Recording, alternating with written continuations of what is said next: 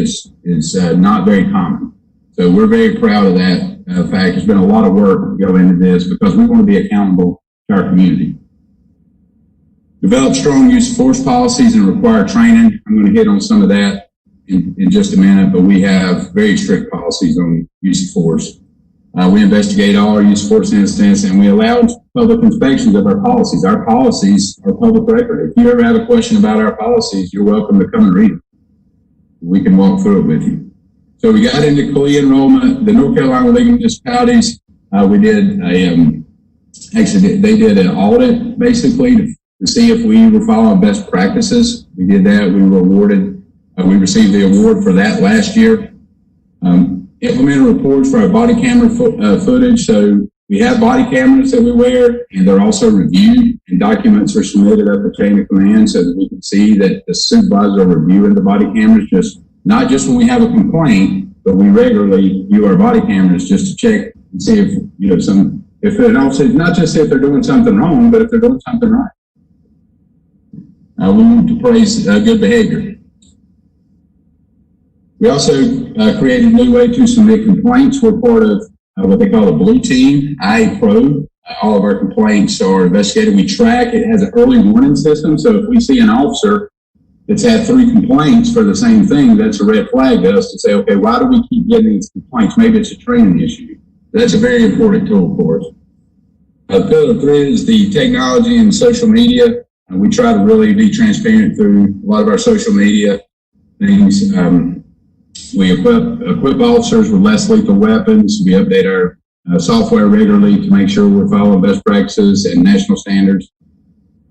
And again, our tracking software to make sure that we're tracking complaints and investigations so that they're done properly, and our body cameras. Building community partnerships, engage minority or underserved populations. We do a lot, and I will say this, I don't mean this in a negative way, but we did the march, the Unity March last Sunday. I had a lot of people come to me and say, this is great, we should do this more often. But guess what? We do a lot. You just have to come. So we encourage our citizens to get involved, but it was really unique for me to hear that we need to do this more often. So we do a lot of events. It says, great to see y'all interacting with the children and everything. So we invite our citizens to get involved with us, and we try to come to neighborhoods and get involved in things. We adopted a lot of false anti-bias-based policies. We do a lot of training on that and have strict policies in place on those things. We designate a community unit, put an officer downtown. We have an officer that's specifically designated to build the relationships. We all build relationships, but that person is kind of our contact to get us in contact with the right people. So that's worked out very well for us. And we have a real strong community policing unit. You'll see them a lot when we have the events downtown. Those guys do a great job for us. We signed on to the Gaston Clergy and Citizens Coalition. We signed a covenant between us to say this is how we handle ourselves, and these are things that they wanted to see from us. And we have definitely met all of those categories, and we try to work really hard to make sure we keep our part of the covenant up. Training and education has been very important. Verbal de-escalation, what we call verbal judo. You ever see that word? We really focus on, even from the initial onset of the traffic stop or something, we identify ourselves, talk about why we're there, try to make it as less confrontational as possible, because we want our officers to do the right thing. And leadership, everyone in the organization has leadership training. One of the questions I asked officers during the hiring process is, are you a leader? And if their answer is no, we have a good discussion about that, because we're all leaders. Followers are great to a point, but you have to have leaders, because those are people who's going to step up and practice. When we say, if you see something that's not right, you say something. That's what a leader does. So we want to make sure that even our lowest ranking officer performs as a leader. So we have a lot of training things in place to help us to be better for our community. And officer wellness and safety, this is something that people often overlook. If we have officers that their mental health is not well, just even recently, I mean, there were a lot of things going on in this country. We're still dealing with COVID, and now we're dealing with a lot of other issues in the country, and it takes a toll. It takes a toll on everyone. We have officers here in Belmont. We're not involved in all these things going on around the country. These are not the complaints that we're getting. These are not the issues that we have actually experienced or inflicted upon someone here, but our officers live it every day. So their mental health is very important to us. The city has a great program for us, and so we require a lot of things of our officers to keep themselves safe. We are in the below 100, which is wear your vest, wear your seatbelt, keep your speeds low. Those are things that often hurt police officers. So we try to do a lot of things to make sure our officers are well and healthy, because if they're not healthy, they're not going to be good for our citizens. And that's something that we strive for. Very quickly, there's a lot of conversations taking place all over the country right now about this thing called 8 can't wait. It's 8 policies that people involved in the protests and movements are saying that the police departments need to adopt these to be successful. And sometimes we, as a law enforcement agency in Belmont, get caught up in our officers say, well, I don't understand, I don't understand why people keep saying we need more training. We're doing the right things. But unfortunately, a lot of law enforcement agencies across the country do not receive that kind of training. We did not have to go back. We did not start these conversations 2 weeks ago. We've been having these conversations since I walked in the door in 2017, and our training started then. So we're not playing catch up. Our policies are right in line with this. They want some of the policies they want us to change is ban chokeholds. We don't allow chokeholds unless it's a deadly force situation. Require de-escalation. We require all officers to practice the escalation techniques. Our policies and our training holds us to that. Require warning before shootings. All of these things are in our policies, laid out very clearly.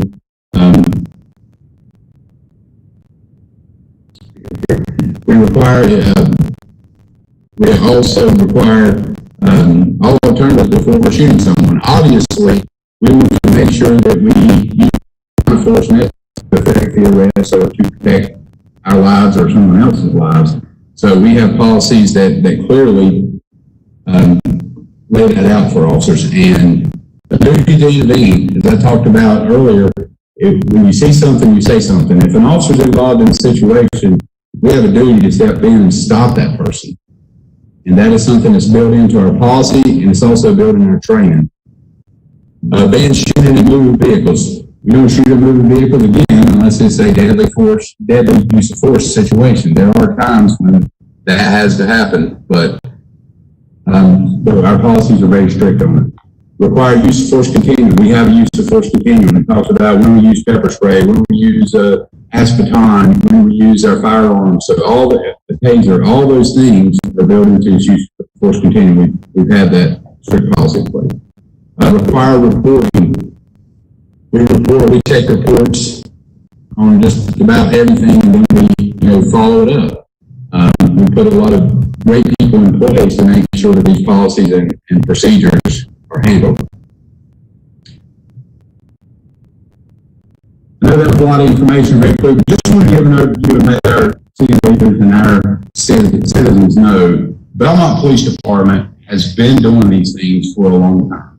And if I just stood here and told you that, and I cannot show you our policies, and I cannot show you use of forces that we've had, 2 out of around 40,000 calls for service, and but that's why we want to be very transparent so that you can come and see these things for yourself. Again, if you have not watched the videos on YouTube, I really go into a lot of detail about what we are about.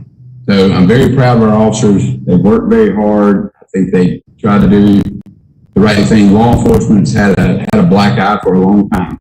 But I've just asked our citizens judge Belmont Police Department on Belmont Police Department. I can't be held accountable for something that happens in Washington, D.C. because I have no control over officers in Washington, D.C. But I have control over Belmont Police Department, what kind of training, policies, and procedures we have in place. And if somebody does something wrong, then I can hold them accountable. I can't hold an officer in California accountable. Yes.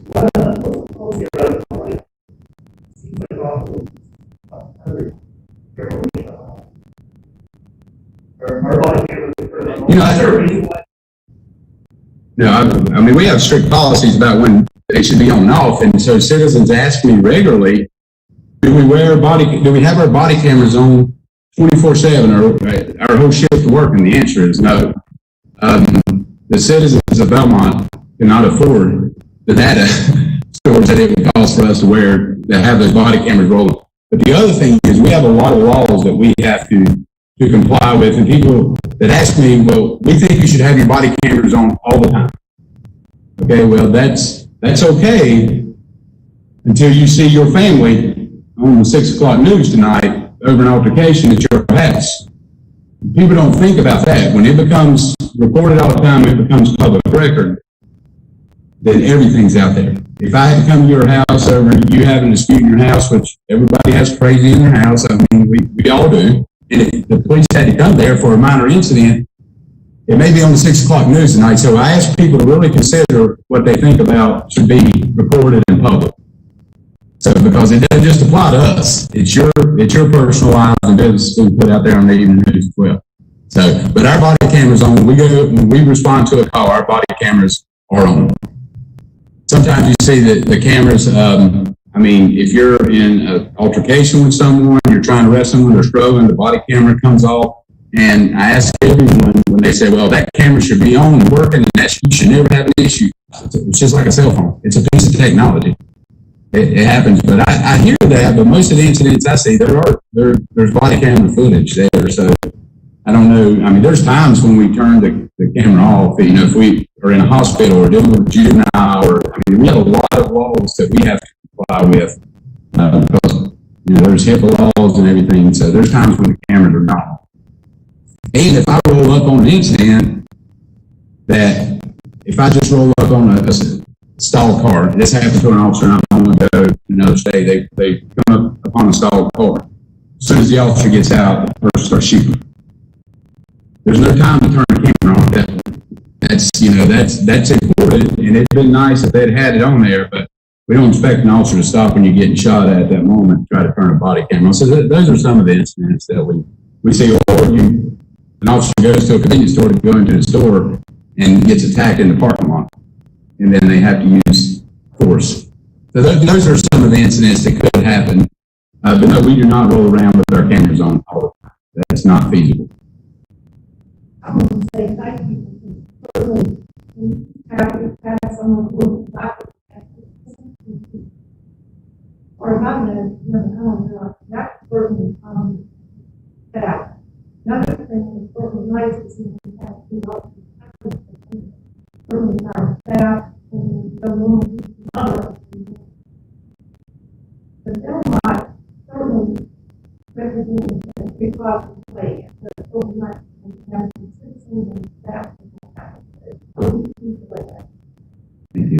And we're very fortunate to have a very good, supportive community, and the council and the manager has given us the leeway to hire the most qualified people. And I feel like we've done a really good job on that. We have some very talented individuals. I know law enforcement has this reputation of being uneducated and untrained, and that's not what you'll find at Belmont Police Department. We have very educated individuals and very trained. I think we now have 16 certified law enforcement instructors, which is just about unheard of. We have, a lot of our officers, probably over half of them, have 4-year degrees and some masters. We're way different than it used to be, and with law enforcement as a whole, but that wasn't something. But the money that's been put in our training budgets and things, that's really been helpful to us. So we appreciate that, and we ask for the continued support, and again to help us to make our neighborhood better, our community better. Just want to say, I think it's smart for the city and all they've done, what they've done. I think it's more people.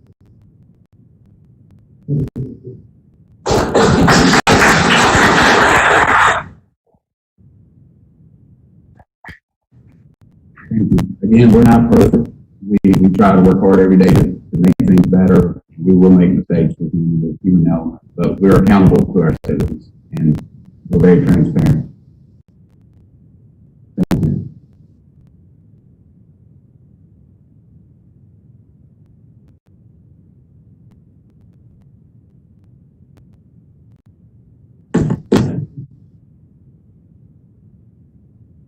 So the next item on the agenda is consider approval of budget amendment number 2 for the current fiscal year. This is found on page 5 of your packet. Hope you've had an opportunity to read through that. If you have any questions, I'll be happy to answer about any of the funds or the line item.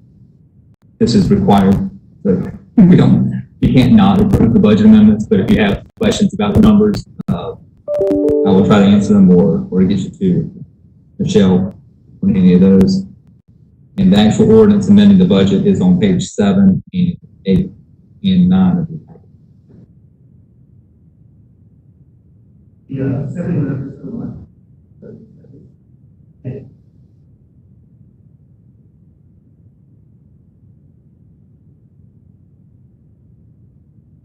So occupancy tax was coming in as projected until March, and then it just fell to the floor. And so what we thought was coming in, yes. Yeah. So the budget estimate was $105,000 in the tourism authority fund. They only brought in, I think, about $83,000. So 79% of that. So they had to backfill that with fund balance.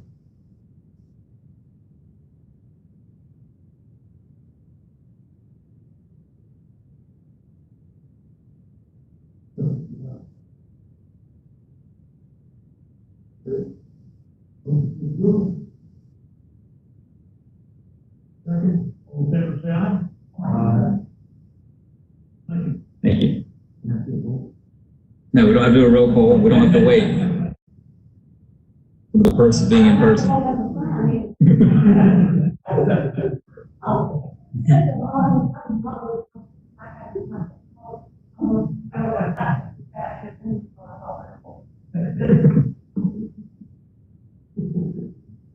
The next item is consider approval of a resolution accepting the lease proposal for office space at City Hall with the Mont Cross Chamber of Commerce. This is something that we spoke about at the May workshop. And General Statute 168-272 authorizes you to approve a lease for less than 1 year or less. So this is a 12-month or 1-year lease with the Mont Cross Chamber of Commerce. Won't go through everything that Ted discussed at the workshop, but the Mont Cross Chamber needs office space. We have office space available at City Hall, particularly as we move into our new building, now that we're working remotely.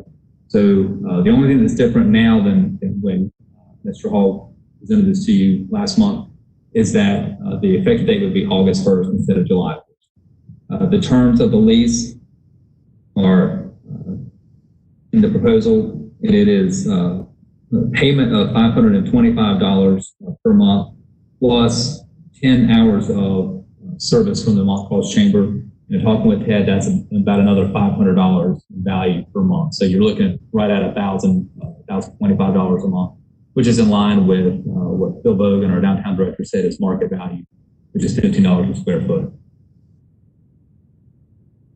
This is certainly in line with what we discussed. Thought about the public works committee, that we wanted to presence and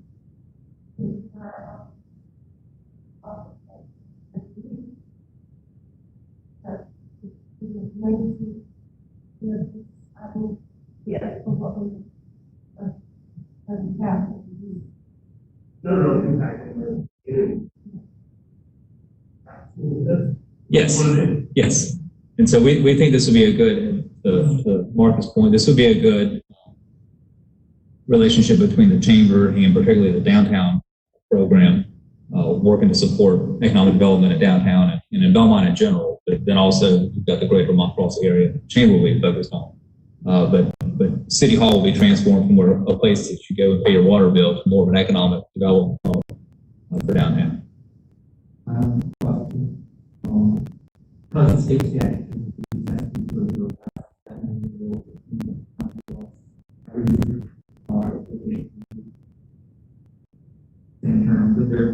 Can't get around that. So that's a question for Parks. So my understanding of the statute is that it's for 1 year or less, so we need to come back each year. There's a separate sub-clause in that statute that says if you wanted to go for more than a year, you've got to have a public hearing, a public notification. So we can certainly do that, but the initial request was for 12 months. So if we think this is going to be a longer-term relationship between the chamber and the city, then this time next year we'll do a public hearing and use another provision.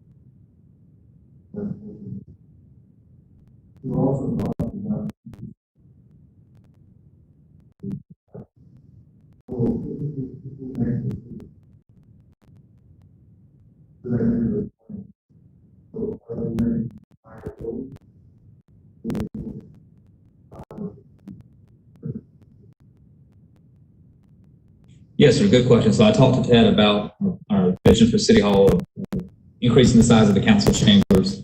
We will work around so that construction. We're hoping to do that next year, but because of the issues with the budget next year, we're pushing that out at least a year. So that project does not affect this particular lease term. If we're able to do the renovations at City Hall in the future, we'll work around the downtown staff and the chamber staff. So, but they're aware that there may be a construction site. I don't anticipate needing to vacate the building during construction.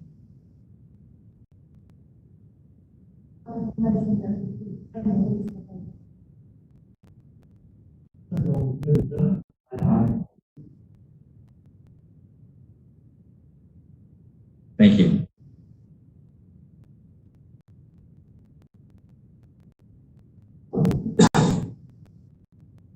So the next item is to consider approval of amendment to the site plan and operating agreement for a new rolling corridor with the Belmont Rolling Center. We will take public comment on this. I'll give you an overview of it and ask me questions.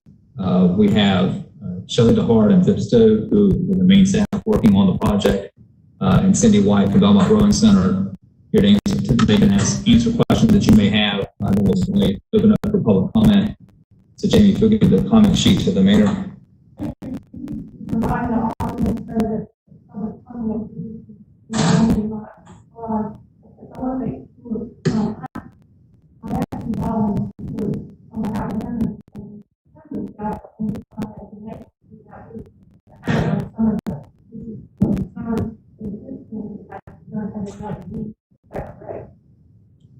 I'm sorry, the last. And the issues and concerns that might be another time. So what we're asking the council to do today is to vote on whether or not to amend the site plan. And then, this is certainly by no means the end of the road on this project, whether you approve these changes or not. So let me give a little background, and then that's a good question. And I'll talk about kind of the next steps going forward on this process. And I'll ask the experts in the room to correct me when I get the permitting stuff wrong. But as Councilwoman Stowe said, it's not technically a public hearing, we'll just get public input. So the council will listen to comments from the public, that the council's not going to engage in a dialogue back and forth. If there are some questions raised or points made that you want the staff to address, then just kind of write those down, and we'll make sure the proper staff can address those. So, to give you a little bit of background about the Belmont Rowing Center, City Council has been working with Belmont Rowing Center since at least 2014 on this project. Nothing we do is easy. Nothing goes quickly. There's always hiccups and roadblocks. So we've only been at this for 6 years. So it still feels like a new project for us. This was originally going to be a rowing center at the boat landing at the Captain Lofton Riverfront. And if you're familiar with the riverfront part, the main boat launch, area to the north of that, between the boat launch and the bridge, really. There's a little spit of land that is going to be the launch for the rowing shells. But as it turned out, that area had poor soils, couldn't get a concrete footing for dock there. It was going to be a boat storage area up by Wilson Boulevard. That's a long distance for people to carry shells back and forth. There's a lot of topo and floodplain in that area. And then we had concerns about mixing pedestrian traffic with people carrying shells back and forth up that hill and trucks pulling in with boats and trailers, mixing motorized watercraft and non-motorized watercraft, motorized vehicles and people walking. So it was the only option we had. We explored it. Turned out just not to be a good feasible option.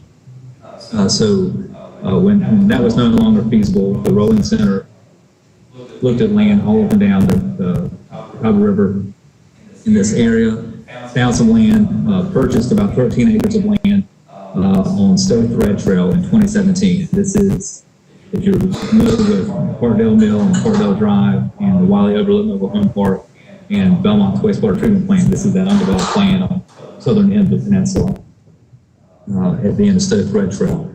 And then the Rowing Center donated approximately 3 acres to the city to build a rowing park. It'll be a city-owned, city-maintained park. In December of 2017, the council approved the site plan and operating agreement for the rowing park. It spelled out the responsibility of the Rowing Center. It spelled out the responsibility of the city for the development of this park. As we went through some preliminary engineering on that, there needed to be some changes made to the site plan. This went back to the city council in October of 18. The council approved the first amendment to the site plan. And then at this time, the Lake Wylie Marine Commission kind of entered the picture and wanted to build a boathouse for public safety boats, so the Belmont Fire Department boat and the Gaston County Police Department boat. So to have a boathouse on the lake with easier access for those two agencies. That required a land swap that was approved by City Council in October of 18. So the city staff has worked with Belmont Rowing Center since then on the engineered site plan, make sure they comply with all the big energy lake management regulations and getting it ready to go to a FERC permit. There were some changes with the Lake Wylie Marine Commission. They wanted to take the lead on the boathouse, and they kind of pulled back and said the city should take the lead on the boathouse. The Lake Wylie Marine Commission would help pay for some of the boathouse. We got to help pay for some of the boathouse. So we will ultimately need to have a separate three-party agreement between the city, the county, and the Lake Wylie Marine Commission. Again, we like to make things complicated for how to pay for and design and build the boathouse. The site plan did have some changes, primarily related to the relationship between the boathouse and the dock for non-motorized boats. This went to the Parks and Recreation Board in April. This is when we were meeting remotely. That board received public input, had a lot of good discussion, and then requested some additional information. That the advisory board met again in May and had some further discussion and unanimously recommended the second amendment to the site plan. The operating agreement was more of a council decision than a Parks and Rec board item, but they did ultimately unanimously recommend approval of the changes in the site plan. With one additional recommendation, there will be, ultimately there will be a boathouse to store the boats on this property. But until that's built, the boats will be in a fenced-in enclosed area. The Parks and Rec Board recommended that that area be screened with some landscape screening. So Shelley's made a note of that. We did get a lot of input from nearby residents in this area, and we've made some changes to the plans already, including screening of the porta-johns down there. This area does not have water and sewer. It would be, at this time, cost prohibitive to put water and sewer for a nice restroom down there. And you're looking at a couple $100,000 for construction costs for a restroom plus the utilities. I can't justify spending that kind of money for a restroom at this park. So we will have porta-johns for the time being. So it's not ideal, but it is what it is. But we do want to have those porta-johns screened because it's not an eyesore. And so that was a good suggestion from adjacent neighborhood. The currently approved site plan, which the council approved in 2018, is on the screen. If you'll pay close to the but the primary site of the wastewater treatment plant, Stowe Road Trail, will be an access road coming in. This is the private property line. This is the 3-acre city property. There'll be a parking lot here. This is the approved plan.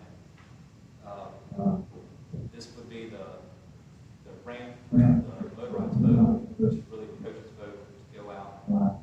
Here is the public safety boathouse that I mentioned from the fire department and Gaston County Police Department. And then this is the public use dock for the rolling center and canoes and kayaks, anybody. So you see the rolling takeaway here is the rolling dock is on the north side of the public safety boathouse, and the boat ramp is on the south side.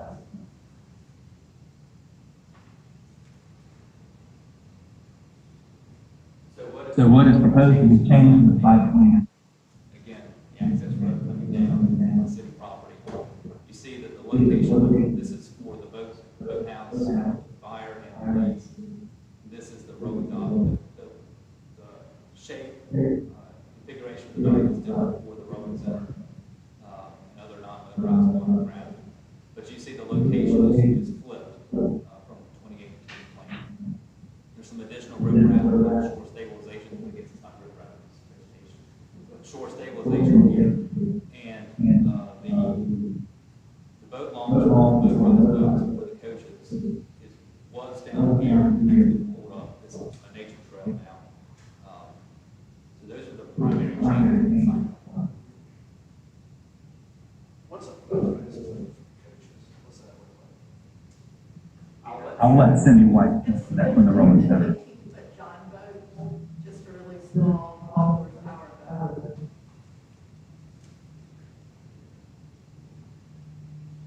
So here is a picture of the proposed site plan overlaid with an aerial photo so that you can see the new plan and its location, where its items are relative to the river, the wastewater treatment plant, and the Lake Ridge neighborhood across the coast. So again, Access road coming in, parking, boat storage, parking, public safety, boathouse, dock, and boat ramp here. And this remains natural, some proposed picnic areas, a little nature trail. So this will remain wooded. the change to the operating agreement really reflects the fact that the Lake Water Marine Commission is no longer going to take the lead on designing and engineering and building the public safety boathouse. We will do that and then have a separate agreement with Gaston County and Lake Water Marine Commission on how to do that. Also, there's been a new change since the Parks and Rec Board met, and that deals with the hours of operation. And that's in the proposed agreement here, and that is from dawn to dusk. Yes, sir. About the policy,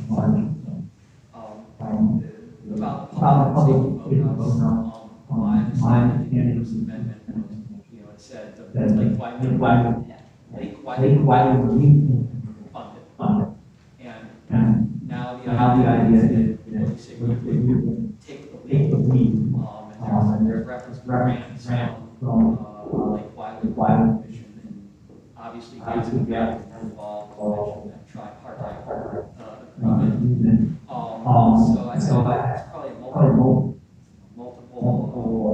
questions, but the main one is there, like, are we backing any money than originally envisioned? The initial thought was the Green Commission was going to fund the boat now you're funding the boat subject to grants. Are we going to pull out bag when that doesn't seem like it's contemplated earlier? So initially, when the Marine Commission came to us, they estimated we would need about $20,000. I think that was primarily for the equipment to lift the boat out of the water. And so that was going to be our obligation. That certainly could be more now if we have to pay for more of the construction. So this allows the boathouse on the site. It needs to be on the site plan in order to submit to Duke and all the partner agencies for the permit. So when you're permitting with FERC, I don't want to ask for as much as you can get. You can always build less, but you have the authority to do more or to do what is approved on the plan. So it could be that we have discussions with Gaston County and the Marine Commission, and this cost gets too big, and we say it's just not worth it. We'll keep the fire department's boat at the fire station. Gaston County can keep its boat wherever it keeps its boat. And we don't have a public safety boathouse. That's certainly a possibility. And would water ever need to be built out to reach the boathouse? No. No. I guess you You need electricity, yes, but not but not water. So. Yeah, but now, it's like driving tax, we live there, but it was certainly, and that's what was safe, and said we want to have that, even if it's not soon, we can get something that would be a good idea. And I also know that, and I'll talk about myself, and I have a friend who suggests, there's 13.1 agreement talks about what happened this fall still with the ERC, doesn't go to the Belmont Center, that 3 acres given back to the ERC, they will reimburse the city for certain costs. This second amendment carves out public safety boathouse from any expenses for that, from those costs being reimbursed. And my guess for that is that it's not as if ERC to use it. It would be used for the fire department, so they're not going to put anything out of it. Is that a correct assumption? Yes. So the public safety boathouse really serves no purpose for the rowing activity, the rowing center. It's a nice thing to have in conjunction with the rowing center because of the presence of police and fire there. As a safety mechanism and a perception of safety, it's good to have it there. It originally was not contemplated. So this is a thing that I think more from this project going to Lake Wylie Marine Commission is part of the first round of the permit. It's like, well, Mecklenburg County and York County have a public safety boathouse on the water. Gaston County does not. This was a good opportunity to have it. So I certainly don't want to speak for the rowing center, but I think the rowing center could build out and have what it needs and have the city rowing part without the public safety boathouse. So if for some reason, and the rowing center part would go first. If for some reason that can't happen, then there's really there's no benefit to them to continue just with the boathouse.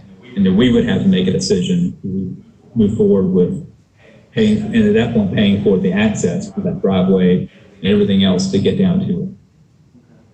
Speaking of 13.1 enforcement, one of my friendly amendments the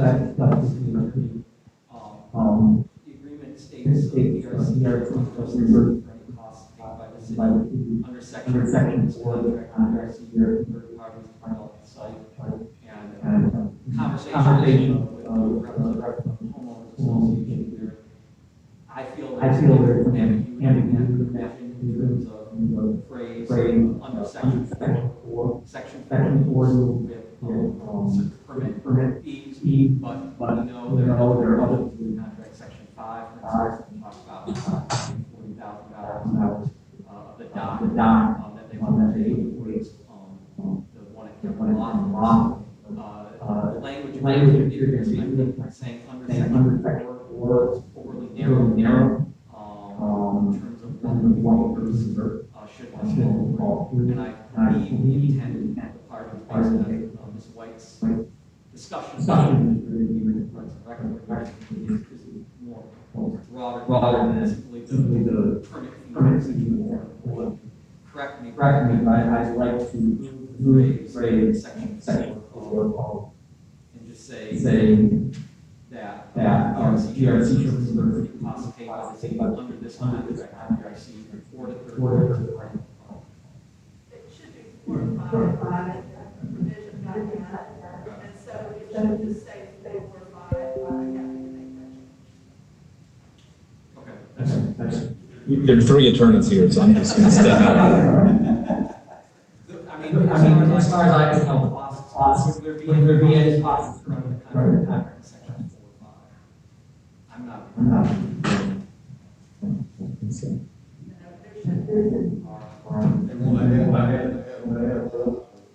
Any call. Yes. We don't want to pay staff costs or anything else, but 4 or 5 covers the legal fees, and there shouldn't be anything outside of that. I'm happy. Okay. So I make that, and then on other section 1. And then these aren't, these don't matter for our day, for many, anyway, take advantage of. Section 1.1 talks about charitable gift, and I've been apprised of tracks and tax implications charitable gift and whether it's local or not. And so that's something that I would like to think the language in section 1.1 CRC intended for the land part of the gift rather than saying basically they are. Yeah. Yeah, I'm confused by that. So what's the I'm not worried about the fact that For tax purposes, a complete gift. So, you want to just, I don't say give a charitable gift, you just say your intent is to give a charitable gift, which is the section says, caption. So, it's just consistent with that. Okay, so we can have that. Okay. Yeah. That's pretty good. Yes, I know. So I want to make sure. So, my last question, to the extent that there's training, coaching, done, representatives, I want to say my recollection is Parks and Rec we're working with some procedures for what happened private coaching, operating city land, coaching, and city parks. I just want to make sure concerns been raised that there might be some issues that if something were to happen, the city's responsible perhaps for negligent supervision or something along those lines. If we don't take that into account, I want to say process development. Yes, sir, that's correct, and that's one of the things that Zip has been working on. We haven't had as formalized agreements with, say, the tennis program at Davis Park and some basketball coaching at some of our public basketball courts and gym yoga or whatever at Stowe Park. So we need to make sure that to the extent we allow private companies to use city property, that we're protected. And so Zip is working on that. So this would fall under that. And then if we don't, approve this today, what is the effect? Not. So you're being asked to approve the changes that I just outlined, and if I missed any, I'll defer to the experts who've been working on this more closely than me. If you do not approve these changes, then we revert back to the 2018 plan. But it's not as if like no one that's negating the project. The city council has already approved this site plan and this operating agreement. So we're going forward with that, unless you approve the change to it. And then we take, and I would certainly defer to the BRC if they still want to take the 2018 plan through. If you don't approve the changes to it, the only way that you could say we changed our mind, even though we've had all these council votes, we've changed our mind, we don't want to do the project, would be to have a separate vote to that effect. And we've done a lot of work and spent a lot of money to get to this point, so I would assume there would be some financial repercussions for changing our mind after all these votes and after all these years. Yes. Is there any access to the coaches program?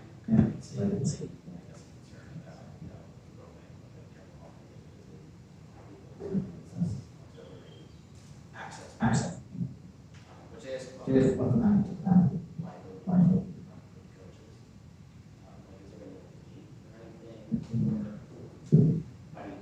I don't know the answer to that, but that makes a lot of sense because like what I started off with, part of what we wanted to do was to separate the motorized boat traffic from non-motorized and keep the motorized boat either at Kevin Lofton or down at South Point.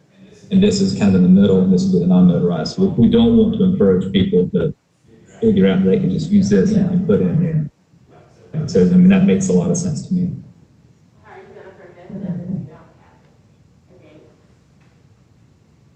Okay, so if we don't have one, then that's something the council wants to add, and BRC's agreeable to that. I think that's a reasonable thing to have because it's my understanding only launch would be coaches boats for BRC. If we get the public safety boathouse, we'll already have the fireboat and police boat. I'm just saying, if there's a fairly syndicate, but we keep the law or something, then we can control who's not. Right. Yeah, that makes sense. Yes, sir. This is the boathouse. It's your only shop. The city of Belmont has committed $20,000 as of now to put the boats out of water. Okay. When you're talking about like one mission and grants, Belmont's come on, I look at that as real dollars. When we start talking about grants, we're talking theoretical dollars, which may or may not materialize. I like that. But if I understood correctly, my notes might have everybody costs. Do we want to capitalize something and say, we're willing to put this amount of dollars? It all sounds kind of open-ended right now. These boat docks are vastly expensive crap. And we're looking at it now, it's 15 to 20,000. It's a small, minimal dollar. I can't imagine the cost of something like this. Is your answer that?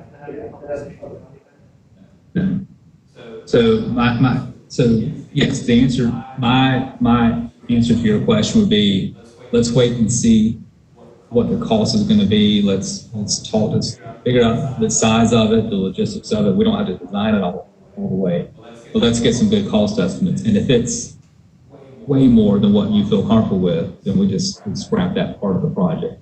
So what we're asking today is approval of the changes to the site plan for the 2020 changes and the change in the operating agreement.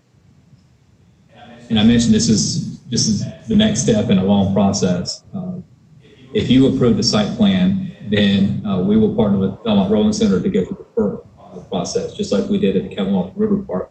You go before a dozen, 14, 15 agencies in the area, federal government, local government, different regulatory agencies. There will be a lot of opportunity for public input on the permitting process. That's probably a 2-year approval process. So this is, even if you approve it now, they're not going to start construction anytime soon. So in about 2 years, maybe we pick back up how much is it going to cost to build a public safety boathouse. I don't have that full amount in our 5-year capital plan. It could be that. So I understand, you're saying you want to ask, get it approved.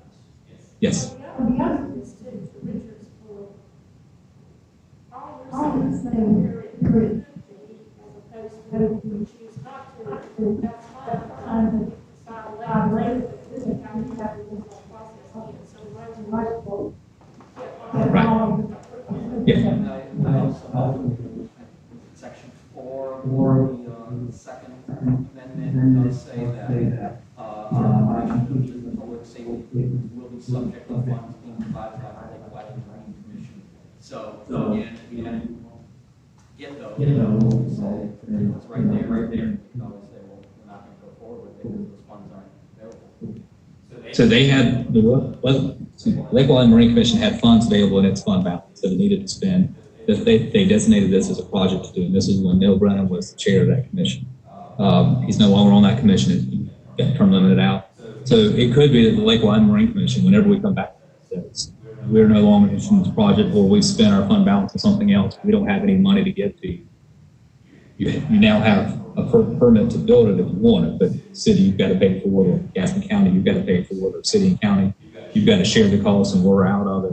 There's a lot of stuff can happen between now and 2 or 3 years from now. So,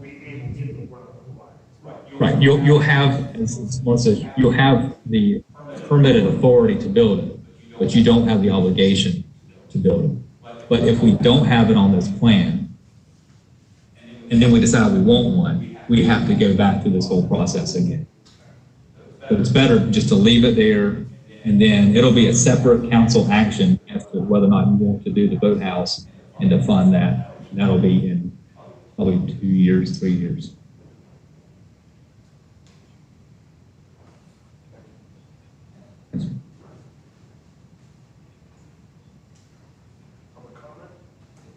No more questions. I'll sit down. So, for public comment, as the mayor calls your name, if you'll come up and speak into this microphone, I'll try to stay back from it. There's hand sanitizer if you're uncomfortable with me being up here. That way, it'll be in the record, and we are doing the WebEx still. So we're broadcasting this meeting for those who can't come in person. So whoever wants to speak, when the mayor calls your name, just come up here and speak. I would say we just use the 3-minute rule that we use for.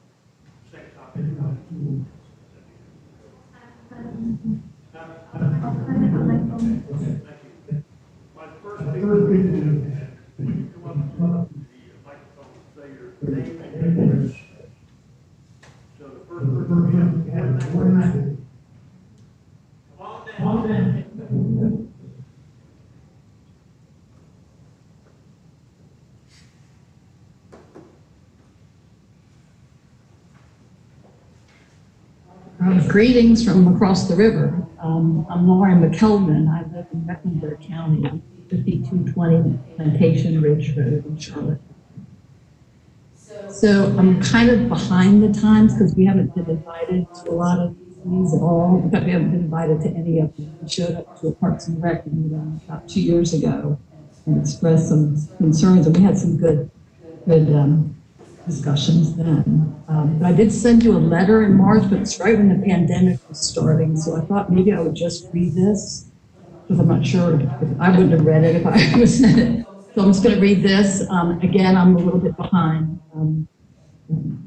fact-wise, but anyway, this was to Belmont City Council, City Manager. This was March 26th.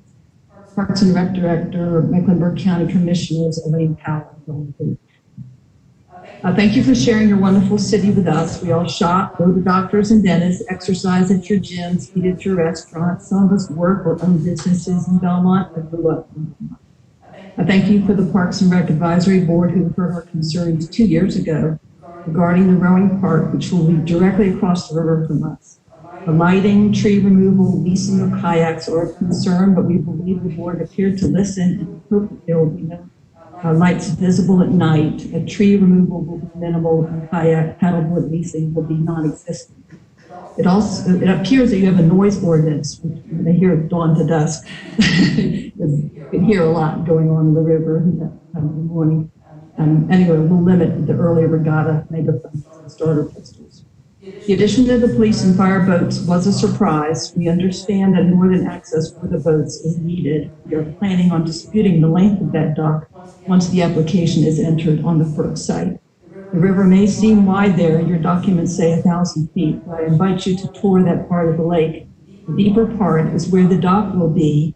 And once the traffic comes along to avoid that dock, we push those boats toward the shallow, curvy side of the river toward us.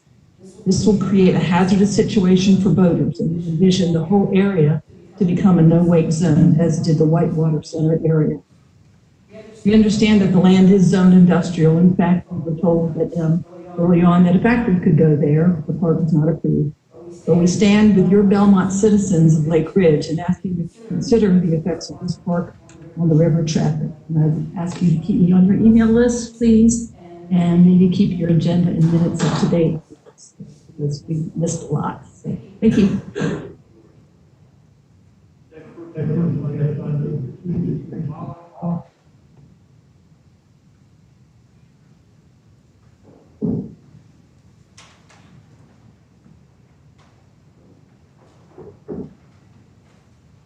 Hi, I'm Stacy Bawa, 3138 Janet B. Landing in Belmont. Thank you for allowing me to speak for a couple of minutes. I'm a nurse midwife by profession with Gaston County for about 18 years now, and a Lake Ridge resident, as well as a Belmont Rowing Center participant. Just to let you know what rowing has done for me and my family. My two daughters rowed in high school and ended up rowing, one at Princeton, one at Notre Dame, had amazing experiences and opportunities because of rowing. And I feel like rowing in this community can offer those opportunities to other kids. And I think it's really important for rowing to be here and for this organization to have a stable place in Belmont. And I really appreciate the city's support to this point, and I hope we can count on it continuing. One of the other things that we've started at Belmont Rowing, I'm a 3-year ovarian cancer survivor. We've recently started a cancer patient survivor rowing program recently. We actually have a Plantation Ridge neighbor of yours who started. So it's been Belmont residents as well as the community. So I feel like that's just something I'm involved with, but we have youth programs, we have adult programs. We're doing good things in this community. Well, that will reflect positively on Belmont and the community. Lastly, I'm a Lake Ridge neighbor. I live right across the way. I've been involved with making sure that the beauty and privacy of our neighborhood is and will continue to be preserved as this process moves forward. We cherish the quiet, we cherish the water. We really want this to be done well. We want the tree coverage. We want the limitations on it, but we also want Belmont Rowing Center to have a permanent home and stability in Belmont. So I appreciate that the council and the city has been very supportive to this time, and I would appreciate support moving forward. Thank you.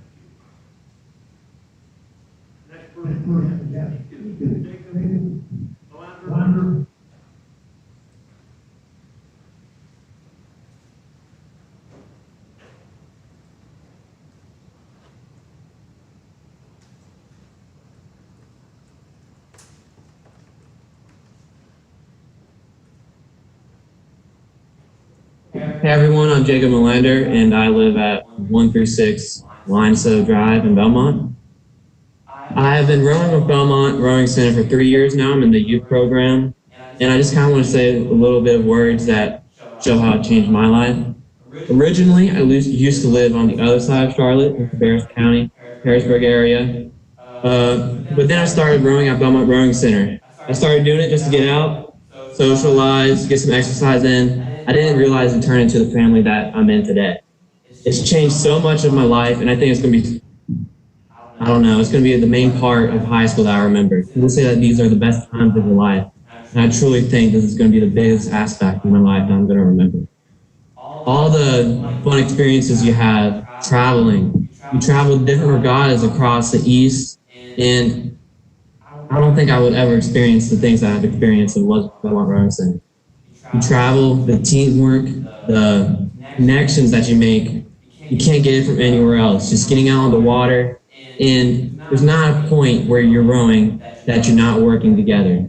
There's no individuality in it.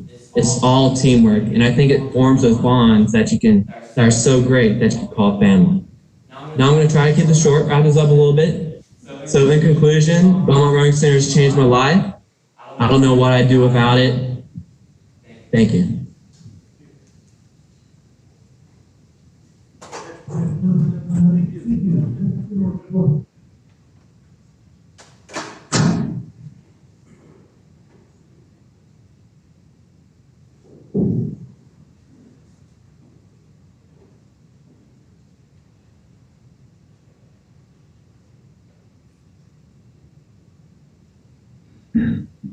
I'm Weston Jordan. I live at 5937 Gilchrist Circle in Belmont. I've been rowing for 3 years at Belmont Rowing Center, and the dock we have, it's good, but I think it can do better. I think this plan for the dock will be great, especially for newcomers who have been training up over the summer and last summer too. This dock could really be useful for them. It's really hard getting out there. The dock we're using right now is really slippery. It's really, the concrete on it is just old. There's a lot of holes in it, and people can get hurt. People can slip. A good thing it hasn't happened, but it can. It is very slippery. But I think this site plan for the dock will be very useful for us. Super easy, super to get in, easy to get out. And I think that for us, it will be a good plan. So, thank you.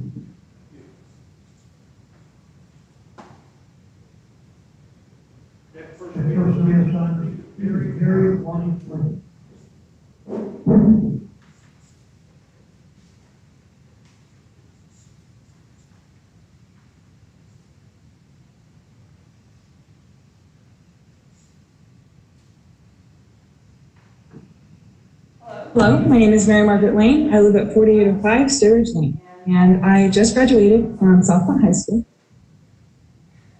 I have been rowing with Belmont Rowing Center. I just started in the fall, so really not that long. But my older sister, Elizabeth, rowed with them for, I think, 3 years. And now she rows at NC State, where she is also in the College of Design, where she still is friends with her friends from Belmont Rowing Center. I really regret not joining Belmont Rowing Center sooner. As my mom often encouraged me to, I never did. And I really don't know why, because if I had, I think I would have had a much better high school experience overall. I tried doing sports my freshman year by joining the South Point swim team, but it was crowded and really hard to improve, I feel like, because just of the nature of the team.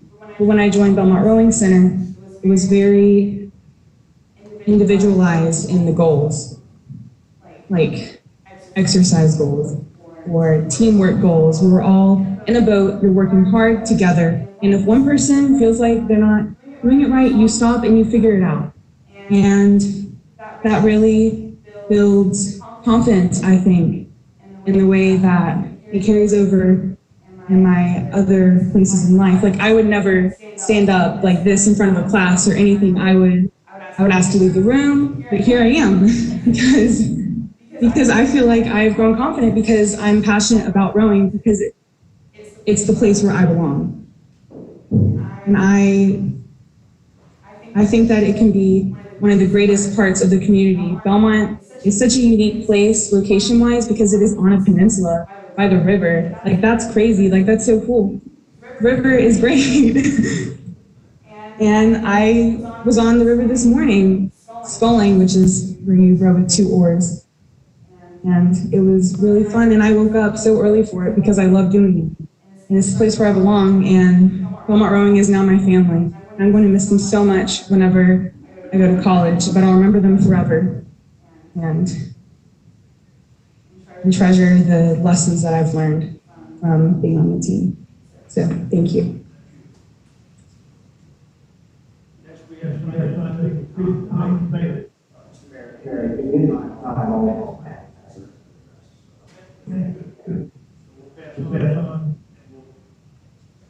John McGill.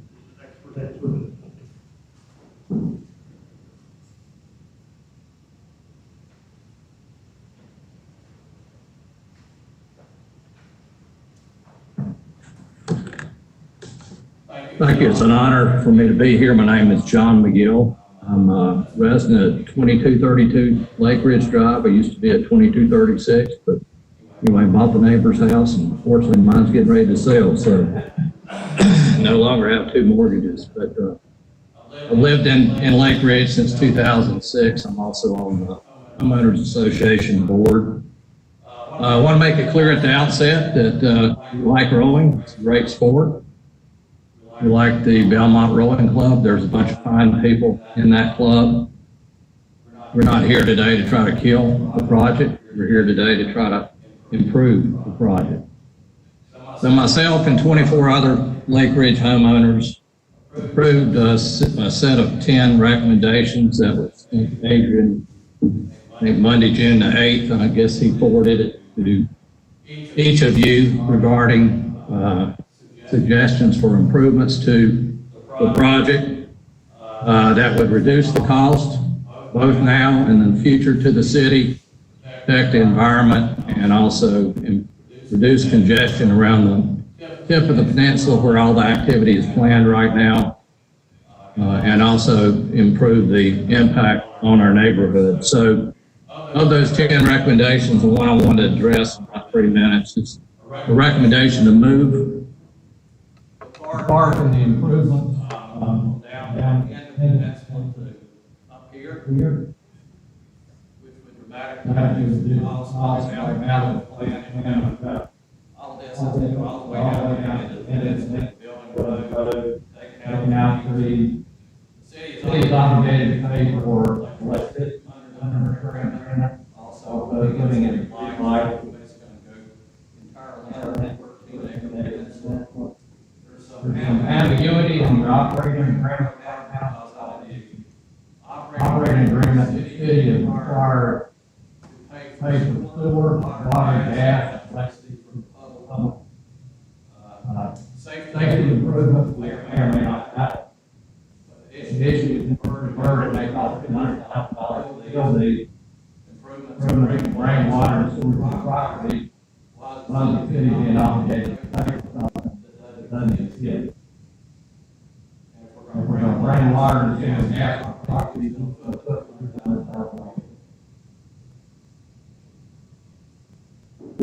our recommendation is basically to try to move it up here, reduce the cost, reduce the impact on the environment, reduce the congestion. Most of the traffic really right around here coming in to the Lake Ridge subdivision here. You got going in and out, and moving up here with reduce congestion, reduce the number of trees that are taken out, and substantially cut the cost of your operating agreement. BRC phase in, but in the future, the city may end up having to pay that, take it over indicated streets. Would you rather pay for a road instead of or all the way down to so we feel like these recommendations will substantially improve the project. And so that's our approach, and we appreciate the time. It's the first chance we've had to meet face to face, even if it is limited to 3 minutes. So thank you very much.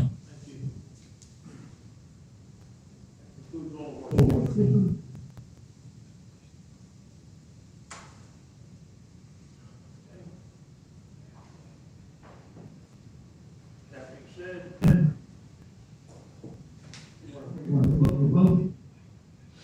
we'll just clarify.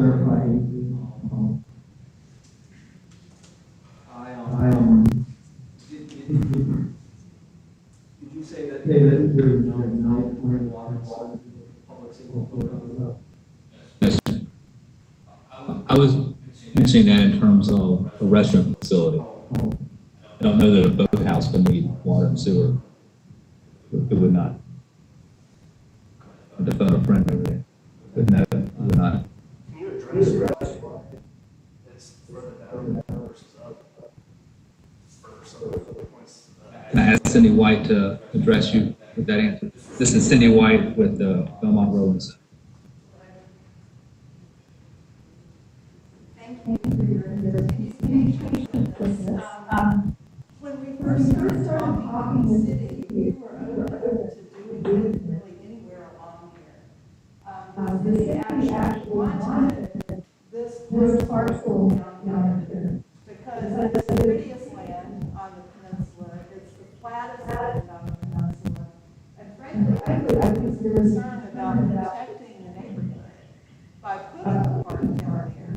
Because by having the park down here, the neighborhood is above the range is about 80 feet right here. There's about 900 feet right here where there's no development. If this was a BRC property, we could put boathouses or boat storage 50 feet from the shoreline.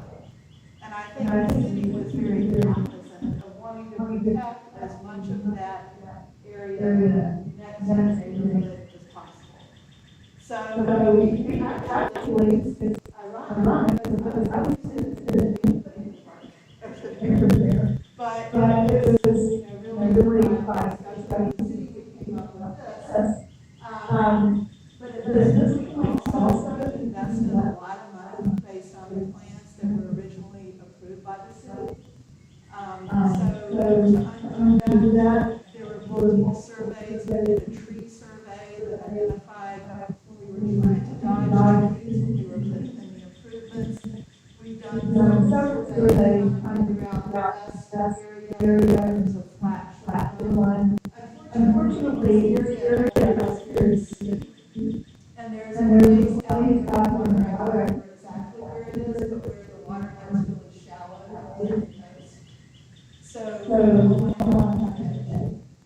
but we did consider that. It was only through a lot of discussions with city staff that we came up with a plan that we did, and it would be very easy to do your reasons.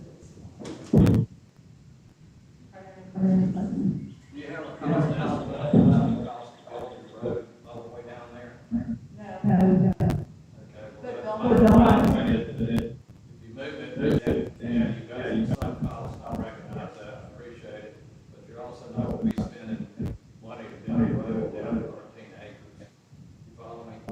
And the city's not going to be paying for street lights and other improvements on 13 acres. You're coming in right off the entry road.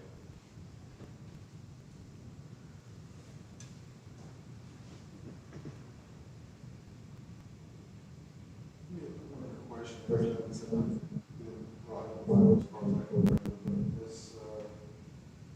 macro, is it something about the extension appears very water curve, you have to have side. Is that the lake wide relocation, anybody have any voice anything on that, where this might be a no wake zone? Yeah, we have a minimum.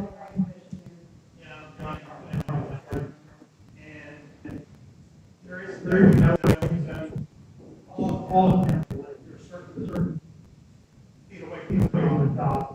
It's no, it's the law, long here. Question, thanks for asking that. We're away from this dock at all. That has to go to the state. That is something that person, whoever the president, we recommend but it's very wide. Usually we're looking at areas no way zone, no way of 100 feet. So that's what we've been I think it's 300 feet. About 1,000. directing traffic out of the shallow nature of the other side. Which is a hazard causing compression of traffic in an area where you're also watching these roads. It's a very 1,000 feet. Got it. The dock goes out about, about 10 public safety about that is out about 120. So over 800 feet of navigable water. There are areas that are not, that's all the way down. Who's the safety? Is that part of the process? We'll have to go to the Lake Rock Commission and numerous other agencies. Because we don't have any of our city staff that specializes in food safety.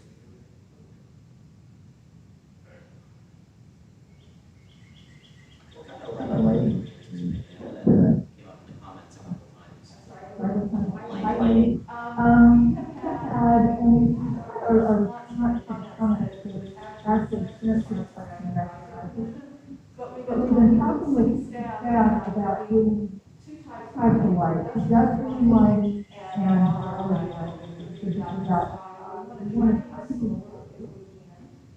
The idea is that lights will be behind it, we have to have lights to go for security reasons, but they're not like creating spotlights.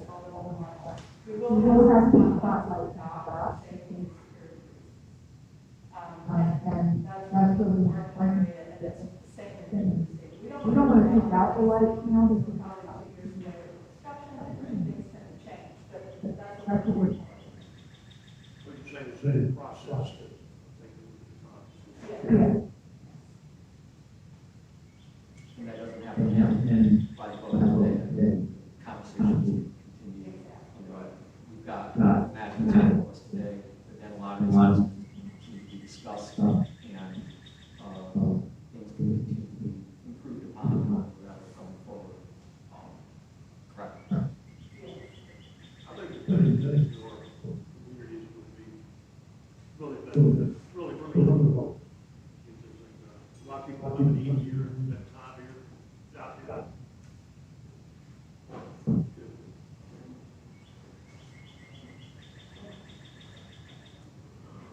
Thank you.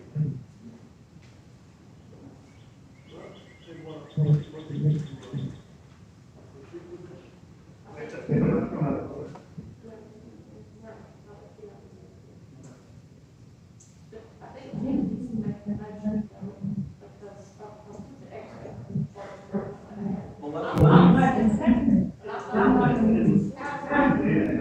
Just a couple questions on, I think it was John, who sent the letter that had like a list of stuff.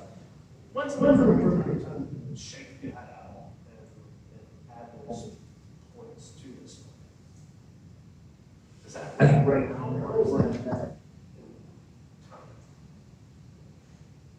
To the extent that they affect the site plan, they do it now. If they don't affect the site plan, we have plenty of time to discuss.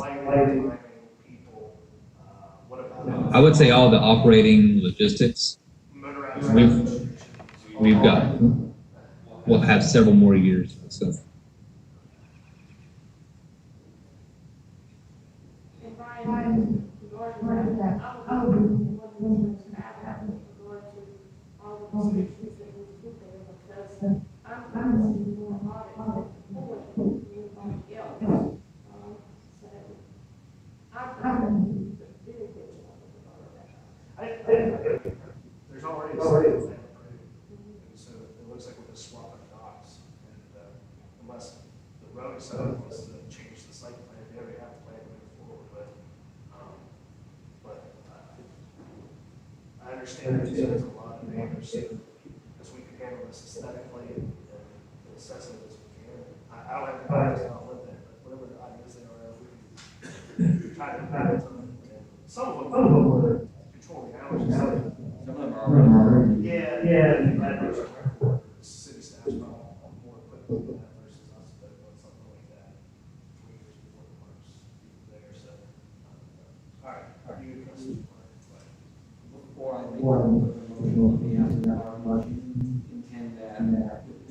amendment or something that you want to discuss? Well,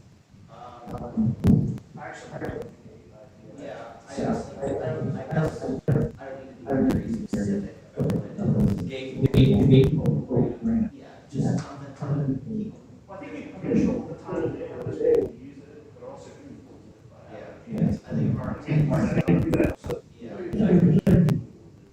because if the intent is to have one who use it while they're training, I think we need to make sure that's what That's exactly. the intent. And I think that we'll have time to figure out what that looks like and the best way. You know, we don't have to figure out all the way right now. But having that in the motion, I think would help. Let's see what I can do.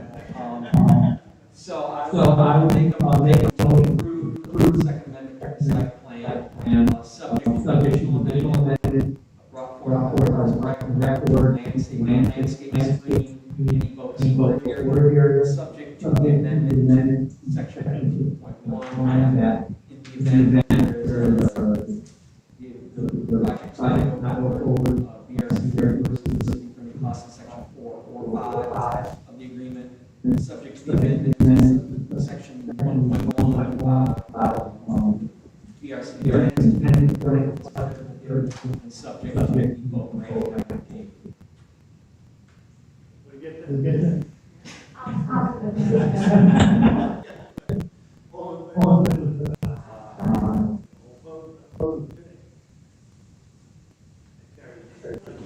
Thank you. And as I mentioned, this is not the end of the process. And I appreciate everybody's patience. When Ms. Vargas reached out to me back in February or March about this, we'll try to make it so that we can come to city council and meet in person. I'm sorry it's taken us till the middle of June to get here. COVID happened.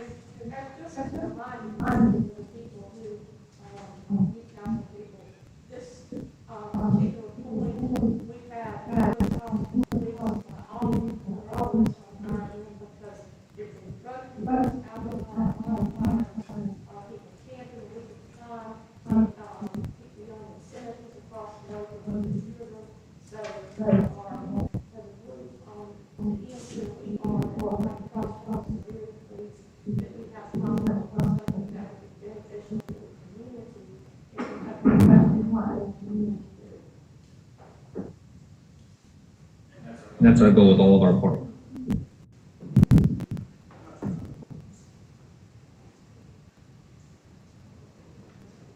The next item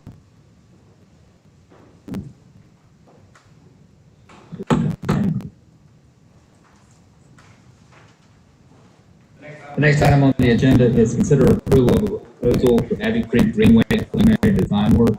I'll ask Tiffany Farrow, Planning Department, speak on that. For some reason, presentation is frozen.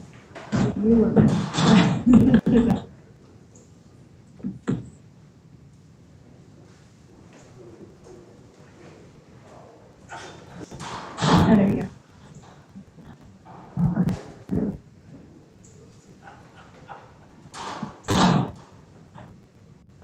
All right, this item is for consideration of approval for a proposal from ESP to do some preliminary design work of the Abbey Creek Greenway. The Abbey Creek Greenway has been outlined as part of our pedestrian plan since its adoption in 2009, and it's also included in our comprehensive bike plan for the city of Belmont. So with this project, one of the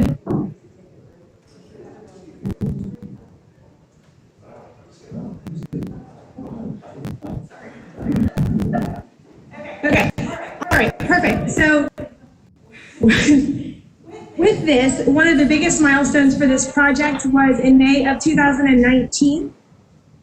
Over 2,000 linear foot of this greenway was approved as part of the conditional zoning for the Morris at Belmont project.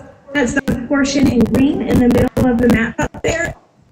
And so what this request is for the remaining scope of work for that Greenway project on the western and eastern side of the Morris at Belmont segment of this property to get the preliminary engineering of exactly where that alignment will be and what it's going to take to do the build out. And so our goal would be to consider this proposal from ESP, who is also working on the Morris at Belmont segment, so that we can have a cohesively designed Greenway corridor that would also sync up in terms of timing in hopes to begin construction in the summer of 2022.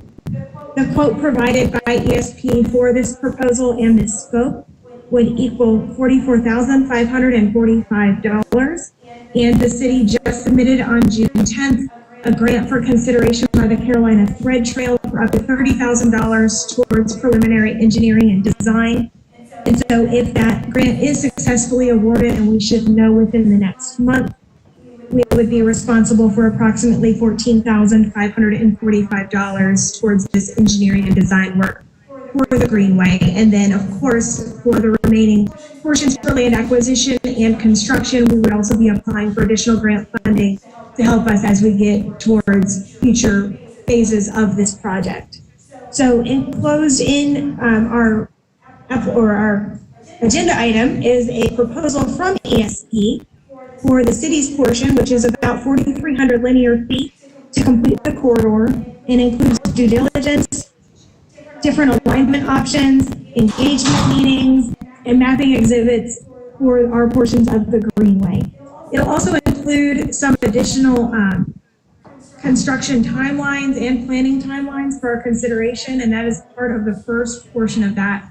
So if this is successfully awarded, we anticipate a more detailed scope and time frame to be able to share with you guys by the fall of this year. So with that, I just wanted to recognize that we do have Alicia Rocco with ESP here to answer any questions that you may have and open it up for discussion and questions that you may have for the planning department as well.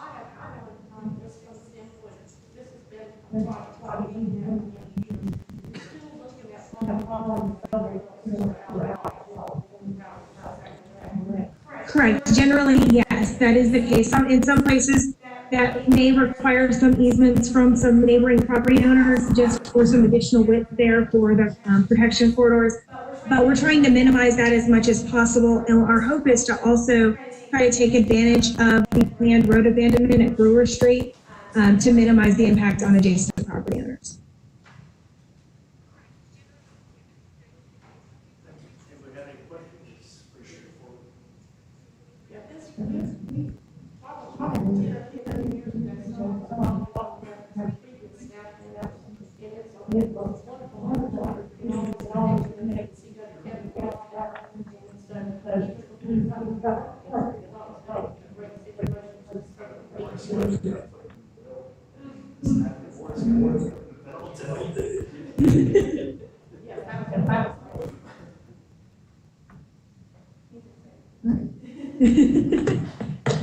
And I will say, on behalf of the Morris, they did support our city's grant application for the Carolina.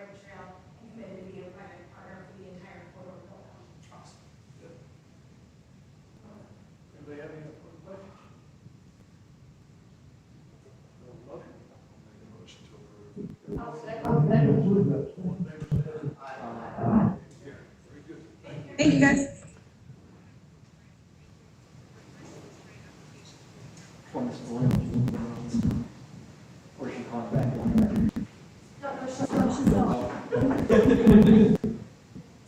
So the next item is a presentation on our community branding, and I've asked Jamie Campbell, who's been our project lead on this, to kind of introduce this project and figure out how we're going to put Taylor on the screen.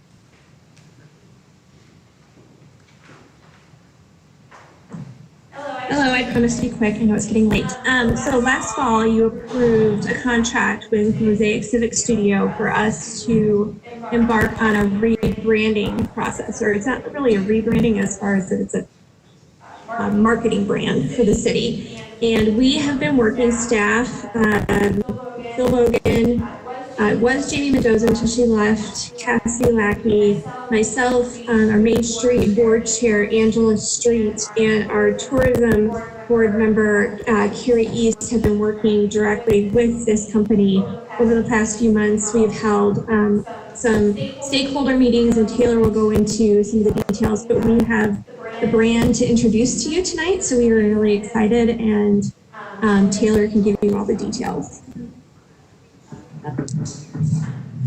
Do I need to do that? No, she'll just have to start presenting. Taylor, can you just start presenting? Sure. Let me share my screen. And Taylor is actually out of Boone and wasn't able to be here tonight, but they are going to be here this week. As part of this branding, we're also doing a video and some photo shoots. So she will be here later this week. Okay. Let's see. Jamie, can you tell me how the sound is? Can you hear me? Everybody can hear you loud and clear. Okay. Excellent. Hey, everyone. All right, so let's see here. So seeing just the implementation title page.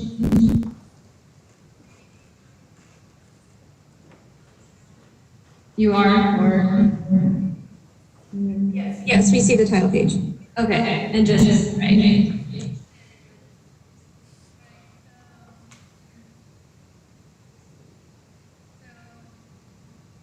Seems like there is a good delineation.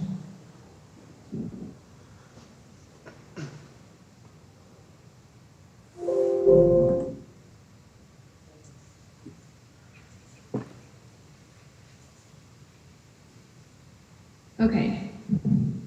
So if you are seeing the title slide, then we'll go ahead and begin. Yep, we're good.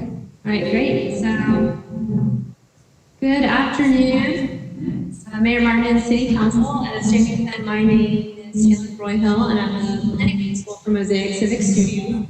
And we are police branding architecture firm based in Boone.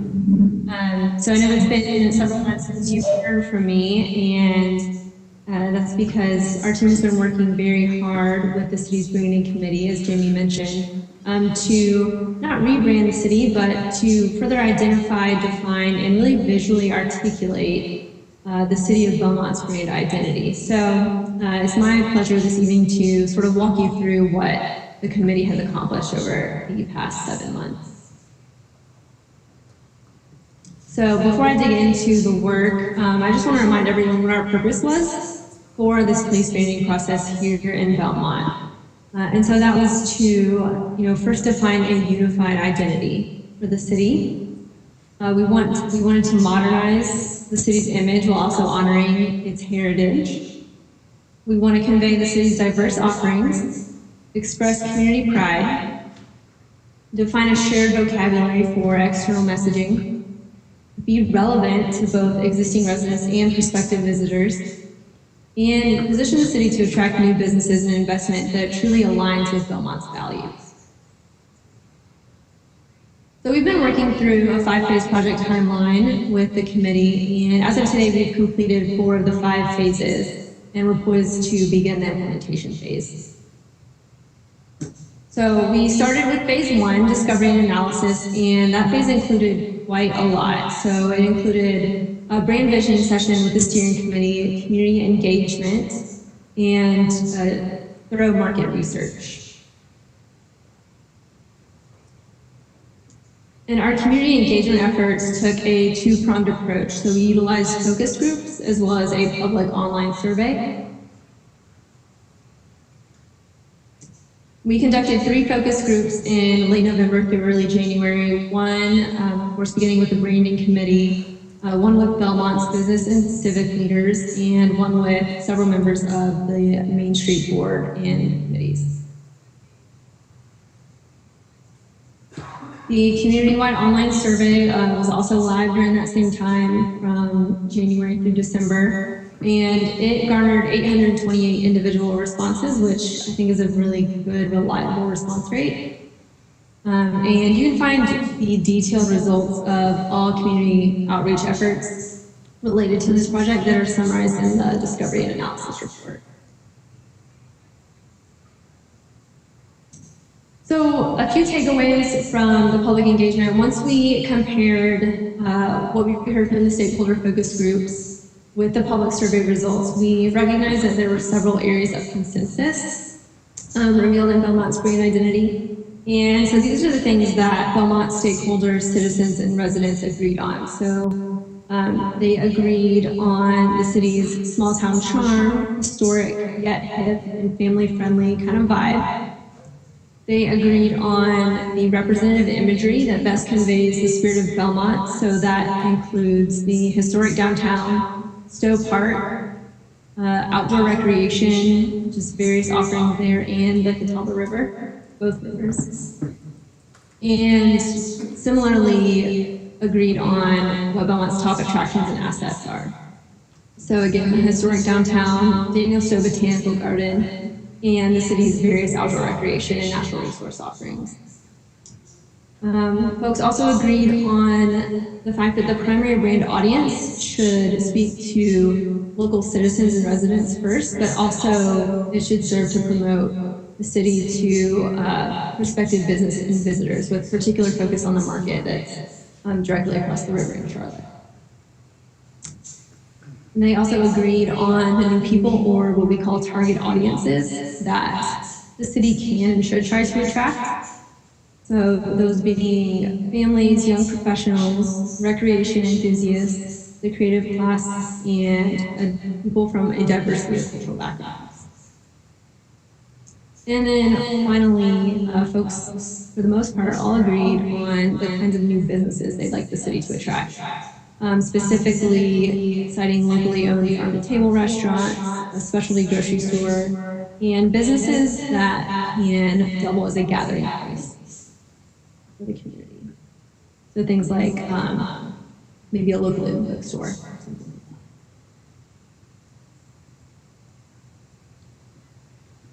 And simultaneous to our community outreach efforts, our team was also conducting market research and a competitive analysis. And this included an inventory of the city's assets, so we took a look at Belmont's products. We evaluated peer and competitor cities in the area to gain an understanding of how those comparable cities are promoting themselves. We also completed a review of comparable national case studies of cities that have successful brands, and we identified and analyzed Belmont's specific target market audiences. So the asset inventory revealed that Belmont's most significant assets can be summarized into 3 categories. These are the historic downtown, Belmont's abundant natural resources and access to outdoor recreation, and its proximity to Charlotte. After evaluating assets, as I said, we looked at your local and regional competitors or your peer cities. We compared 13 in total. Again, to gain an understanding of how they're representing themselves so that we could identify opportunities to differentiate Belmont from those cities.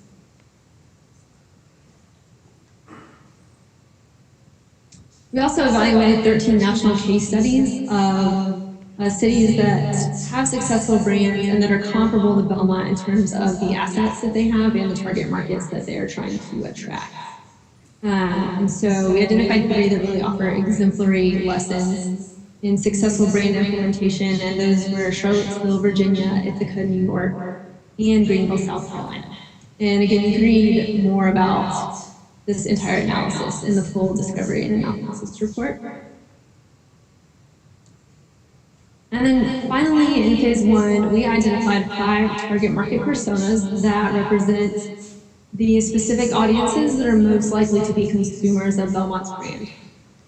So Belmont is best suited for these target audiences, and that's based on the assets that the city has and the experiences that it can offer. And there are detailed profiles for each of these target market personas that provide information on the intrinsic attributes and the motivations that really compel each of these target audiences to either visit or live in Belmont, and those are fully detailed in the report. But one thing that we noted in that analysis of the target markets is that there are 3 audiences where the city is not really realizing its full potential, but it's well positioned to attract. And those are the outdoor recreation market, so people who are outdoor recreation tourists, and young professionals. So these are folks who are maybe a few years out of school, they want to climb a big city career ladder, but they don't necessarily want, a hyper urban lifestyle in Charlotte. And then finally, the creative class. So artists, artisans, and folks who support the arts.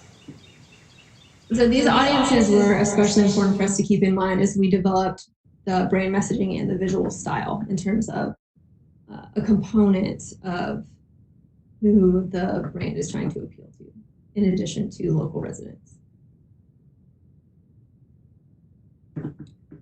So once we were equipped with everything we learned in phase 1, we moved on to phase 2, developing the strategic brand platform. The brand platform is a guidance document that acts as a model for the city's identity. So it's communicating the city's shared culture, character, and the spirit of Belmont. And so it's a source of inspiration for the visual brand marks and really is the main driver of marketing messaging. And the Belmont brand platform has 7 parts, beginning with the goals, the objective or the purpose of the brand, the brand essence, the key themes that serve as an undercurrent of Belmont's brand, the positioning summary, which then culminates in a single position statement. And the statement clearly states what Belmont's position is in its market and really summarizes everything that is most important for the city to communicate to brand stakeholders and consumers. And finally, the brand platform includes the brand promises, and these are the guaranteed elements of the Belmont experience. So this is what Belmont provides to its customers or its brand consumers. And I would definitely encourage you, if you have not already, to read through that strategic brand platform. This is a real cornerstone of the branding process and kind of the turning point where all of the research and community engagement and analysis really comes together into a single document.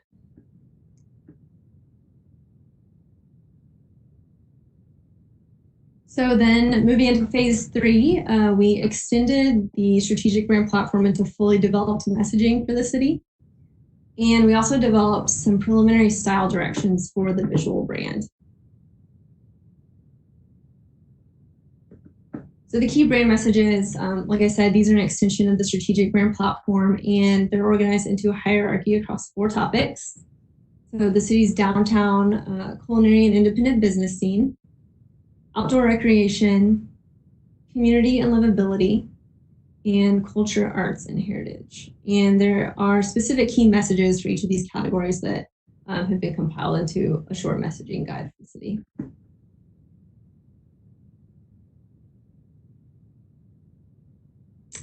And the message architecture is another guidance tool that the city can use to ensure that everything that is communicated, regardless of channel, conveys a unified message. So what the message architecture does is it summarizes the brand's prioritized communication goals into a short list of attributes and phrases. So it helps kind of define that shared vocabulary for how Belmont should talk about itself. And there are 6 overarching categories of traits with subsequent themes. And each of these categories really speaks to a specific target audience. But certain key themes are appealing and relevant to all target audiences. And so this, along with the key messaging, these are tools that the city can begin using right now as it makes decisions on external communications for things like topic, message, audience, and tone.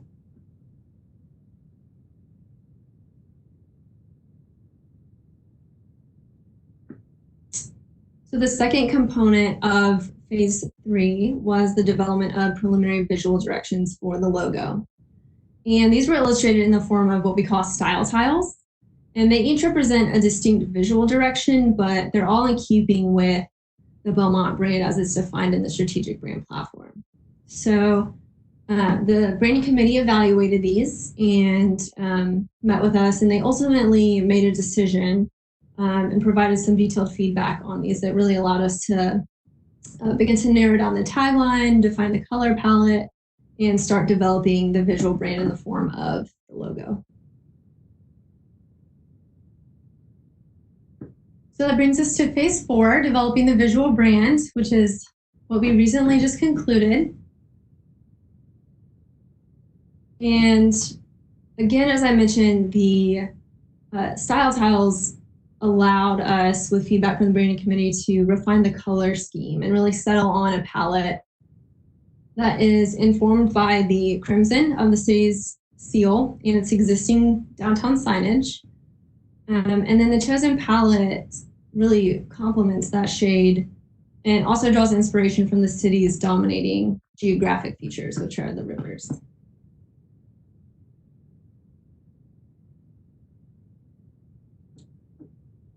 And again, our discussion of the style tiles with the branding committee and evolution of messaging in phase 3 allowed us to determine a tagline and that the committee chose that really gets at the heart of Belmont and pays homage to the city's heritage.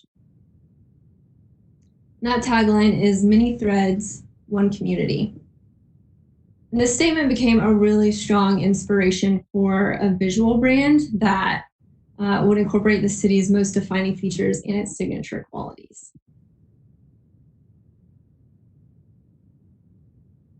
So a pattern of hand-drawn threads represents both the city's textile history as well as stands as a symbol for the diverse people of Belmont, who are each distinct in their backgrounds and perspectives, but weave together to form a single community that is bound by really its shared passion for the city. And so embedded within this pattern are visual references to Belmont's many pathways and its connectivity. So the river and trails, the railroad, the brick paved sidewalks and buildings in downtown. And these many different threads, themes, and identities come together, as I said, to form one community. That's Belmont. So the word mark here utilizes a font style that's a little bit playful and polished, kind of has that timeless mid-century feel to it. And the combination of this somewhat sophisticated type along with the organic, more hand-drawn lines really gives us a unique aesthetic that strikes the perfect balance of heritage, progress, and personality that I think are all represented in the community spirit of Belmont. So here you can see the full system with 3 different variations that can be used for different applications.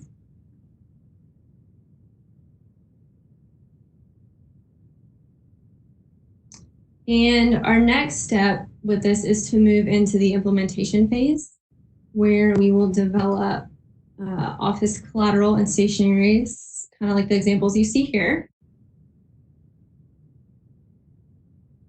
as well as banner design concepts.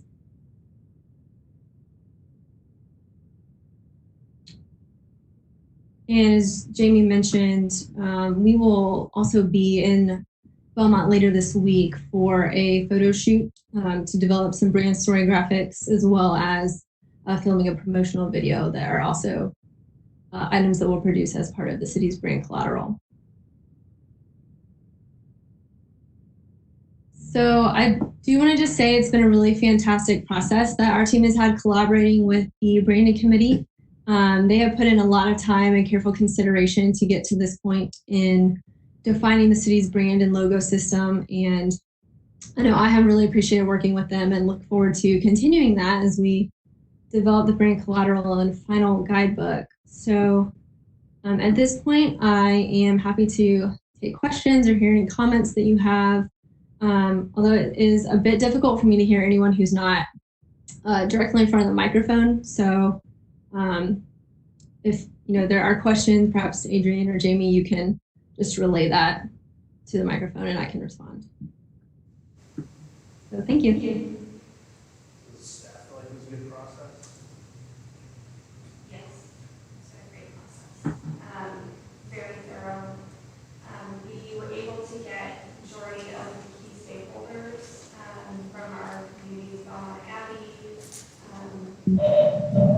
Holy Angels. Trying to think, we were able to get all of them in a room at one time.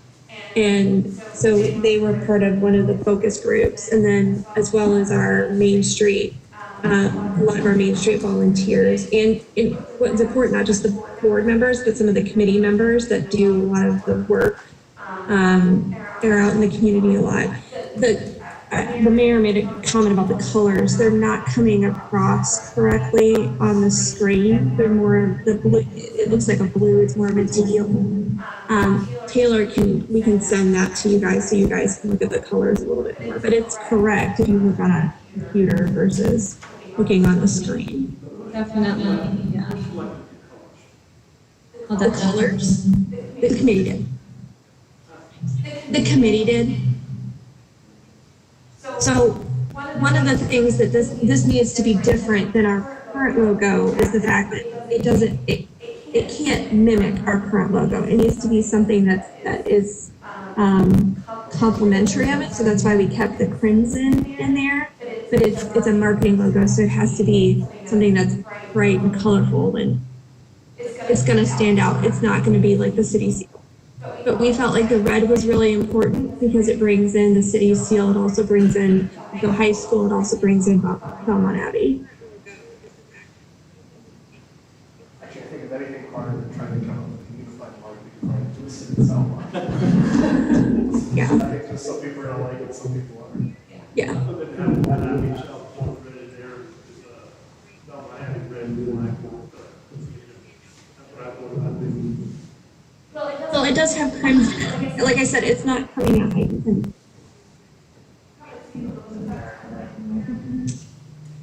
Jamie, would it be easier if I stop sharing my screen and share?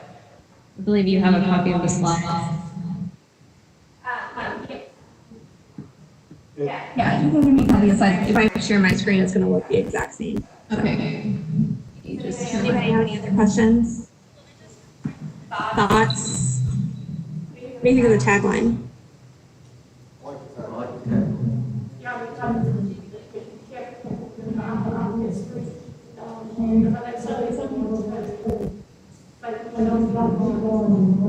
Right.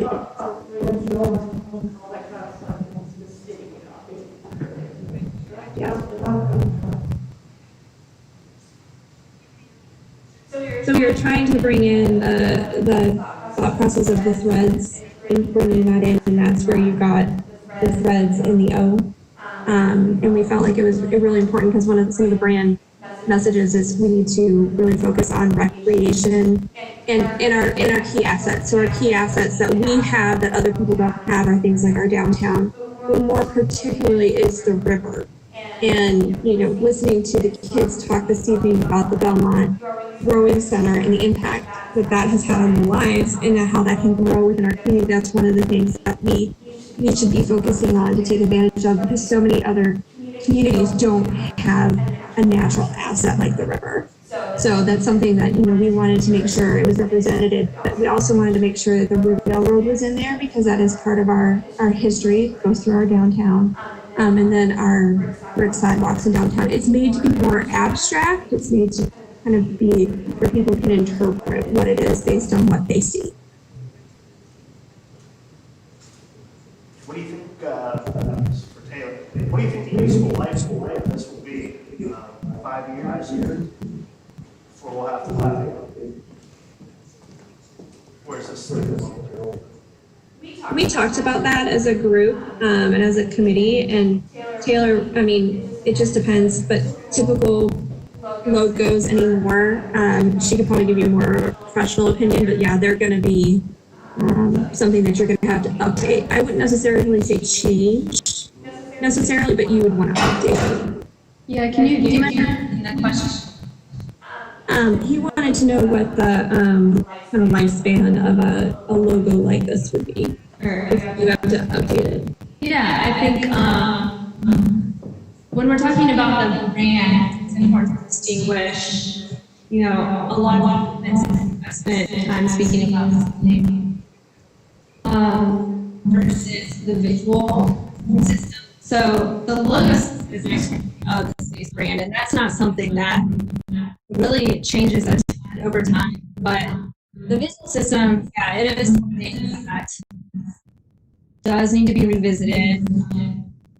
You know, at certain points, it's kind of just, I'm not sure, you just kind of know when it's time to revisit what that visual style looks like. In terms of the longevity, I feel like the font that was chosen for this has had longevity to begin with, being that it is somewhat of a mid-century style. So it is able to, it's withstood the test of time. So, but yeah, all brands, whether public or commercial, do at times need to do updates. I mean, sometimes that could be 10 years, sometimes it could be 20 years. I mean, you think about logos like Coca-Cola that have used the same script font for 100 years. So it really varies. But given that this logo system is deeply rooted in, I think, the unique elements of Belmont's identity and the long-lasting elements of the city's identity, that carries forward a longevity that isn't, you know, a fad.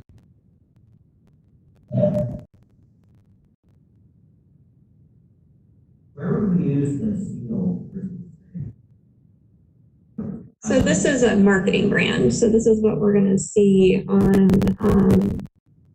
you know, the banners and, you know, advertisements and things like that. The seal is going to be used for more governmental purposes, official purposes, going forward.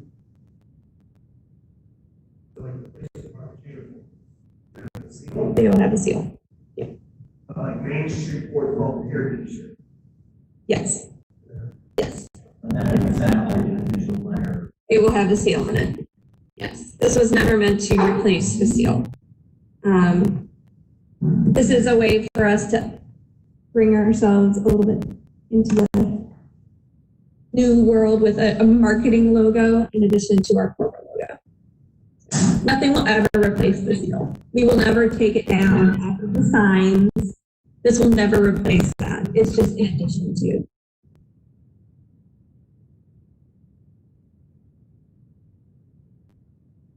Any other comments, questions?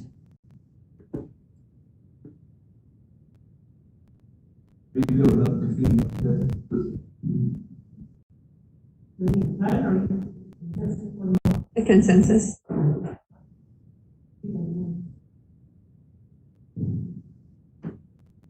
It's new, people got a lot of people, and it's more.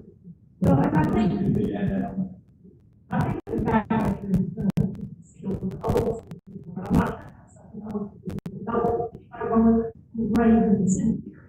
I think it's still like that. That's what updating that kind of colors and that kind of thing for what people are interested in. Yeah. And this will be used in economic development a lot too. This video that we're having produced at the end of the week is huge for economic development. We really highlighted our key assets, and that will be highlighted in that video. And then they'll also put in some story graphics. You'll see that we're going to highlight some special things that are going on as well. So.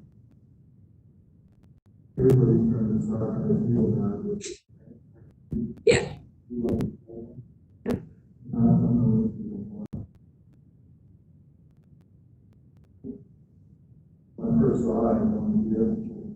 Yeah.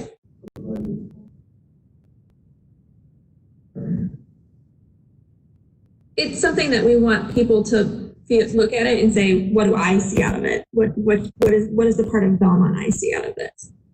And so we looked at a lot of other logos that were very literal. It was like a tree or a bridge, or, you know, and we just felt like we needed to take it a step beyond that and make it a little bit more artistic. So, and, you know, Angela, I know you all know Angela, who's amazing at everything that she does. She worked very hard on this, as well as Phil and Cassidy. So. That's a good process. Mm-hmm. I don't know about the process was good. Everybody was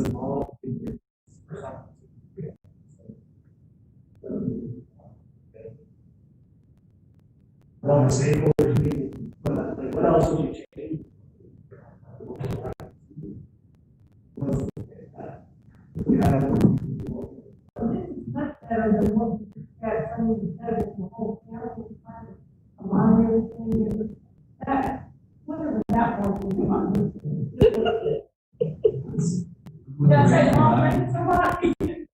really like that.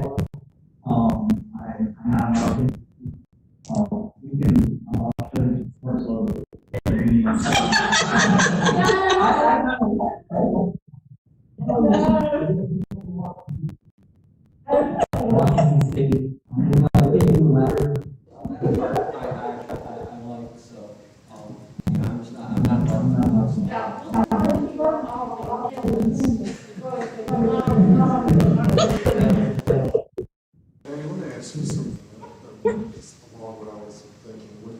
When you decided to go abstract, not being marketing advertising, is that stepping out? Is there a school of thought that says you want people to look at your marketing and know exactly where it is across the board, what you're trying to say through marketing? Or is it really equivalent to abstract and mean different things to different people? I mean, was this, were we stepping out of the or is this you find this other places that someone's sold it? Yeah, I mean, you typically either choose one or the other. When we looked at a lot of the the cities that were compared to ours, they were very liberal. And so we made a decision as a group to go more, and we looked at a ton of different types of logos. We did a ton of research online, and just really kind of, we put a group of them together in front of the committee members to see where everybody kind of leaned towards. And everybody kind of said, I don't want a tree. I don't want a leaf. I don't want an actual river. We want things that represent those things. So it just depends. You have a lot of both. Taylor might be able to answer that a little bit better than I can, but I think we felt like we are different than any other city in Gaston County. And we felt like this helped represent and kind of set ourselves up above them. I can't say that, but Adrian would love that. As far as just being different. yes, you need. I think that, we have to be best at everything, so. Well, what's funny is one of the taglines that they came up with was better than Belmont. Exactly. We actually might use that as a campaign. Yeah. Yes. So this was something that we decided to be different. I feel like it kind of strikes a nice balance between the abstract and literal. I kind of misinterpreted it until you explained it, but that's fine. I'm a very literal person. My company way abstract. And you're marketing. I don't know. Came back to basic dots. I would probably say a public meeting when I thought about it. So I feel like this is actually kind of a nice balance. And then also, yeah,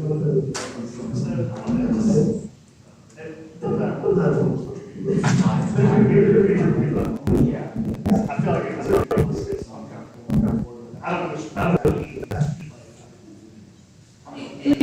It means that we're going to start developing plans and how many use it on business cards for certain groups. So it will. We're also going to be using it for the different departments as well. So, but they will. Taylor and her group will put all that together. And we're also, the other thing that was really important in this process is we have a lot of different event logos that we want to make sure that when people see them, they recognize that they're Belmont. And so this will be incorporated into those event logos. So probably in the color schemes and things like that. So it's really taking our marketing materials and streamlining them and making them recognizable that anytime someone sees them, they're like, oh, that's Belmont.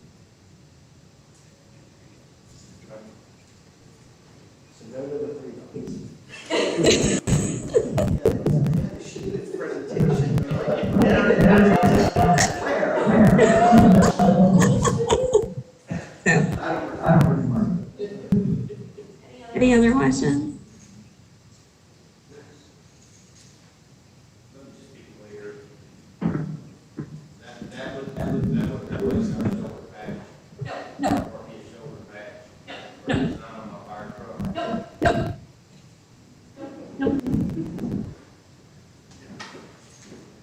We're not gonna rip the seal off of Adrian's shirt. That's what we're doing. Organizations like that, and under that seal, we have both ours and then the city seal on our letterhead and stuff, but other than that, we don't need to do one. Right. We're already. Your market is your business. There's a lot of history in our. But I agree with so. That's a lot better than what they come up with on a county scheme. That's something we're using them. That's, I think that's better. You will see it on our website. Any other questions, comments? Poor Taylor can't actually hear your questions. All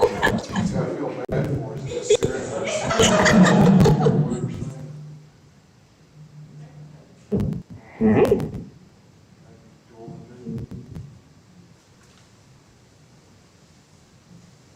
Thanks, Taylor. Thank you, Taylor. Thank you, I appreciate the opportunity. And for the And for the record, it's 61 degrees in Belmont right now. Wow, it is about 50 years, so I'm a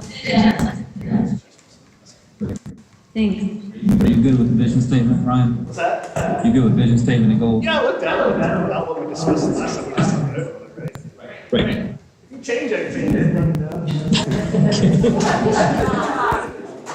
Now's our chance.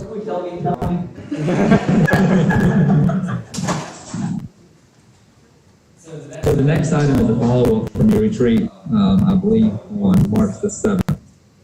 And I included the vision statement in the budget message and the thematic goals with what we were trying to fund in the budget. So, but I do want you to formally adopt the vision statement and these goals so that we have clear direction from the council.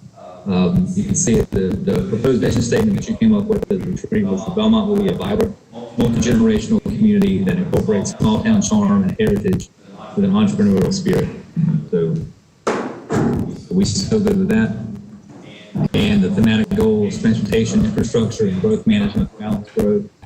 There were several things that the COG staff kind of put underneath those, but those were the ones that had support from all the council members.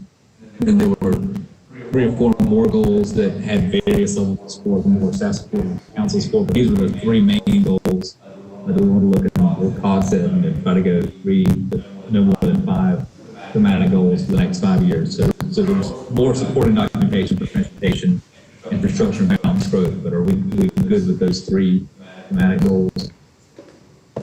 Can we get a motion to that effect for both the vision statement and the goals? I'll second. Thank you. And then Councilman Singleton asked me to pull out the parking lot and let's revisit that. So these are the items that have been stuck in our parking lot since March the 7th. I know it's 6:25 now, so we don't need to discuss these tonight, but these are the items that you asked us to do some more research on and present back at future workshops.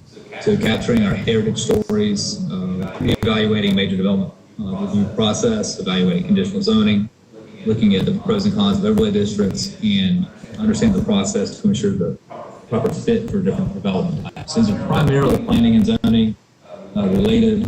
They do fit into the goal that you've just adopted. So that Shelley and Tiffany and their staff can't do all of this first. Are there some of these that are more pressing for you to prioritize? Yes. One thing that we had talked about that's not up there was considering alternative methods for funding road improvements, road projects. Is that umbrella in road communities? That is included under the transportation goal.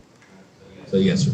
I think we need to capture other stories from the historical society and chamber to figure out how to history, because we're not going to staff, but I want to know about what people who are aliens and nobody knows. I didn't get to it. So we're going to That's probably Jimmy and doing the communications, working with the chamber and the historical society and get some of that oral history. You know, we've done some of that with the history wall. Angela and Ron have done a ton of that and they're recorded with all of the interviews they've done.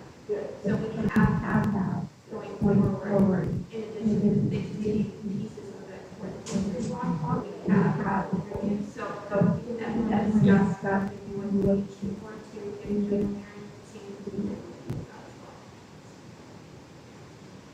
So we haven't had many major, actually I don't think this council's had a major development plan yet, but you're about to be hit with several over the next couple of months.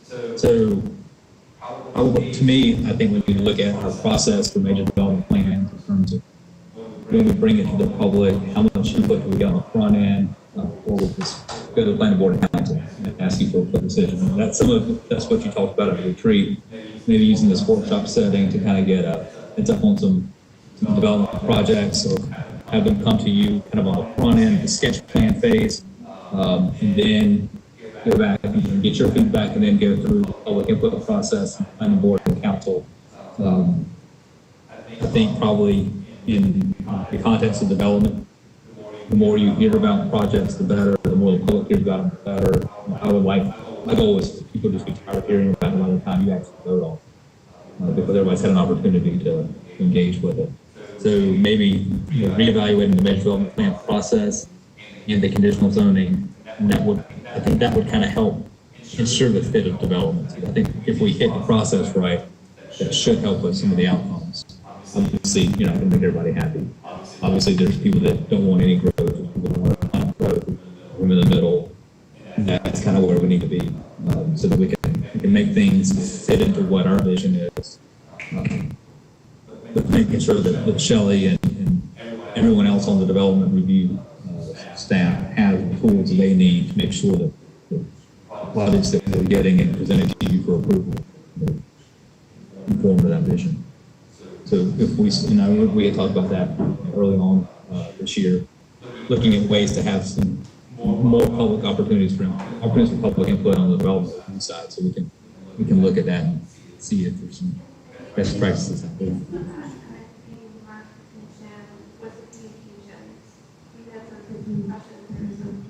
Yeah. That was another part of what I had about earlier. So Yeah, just ways to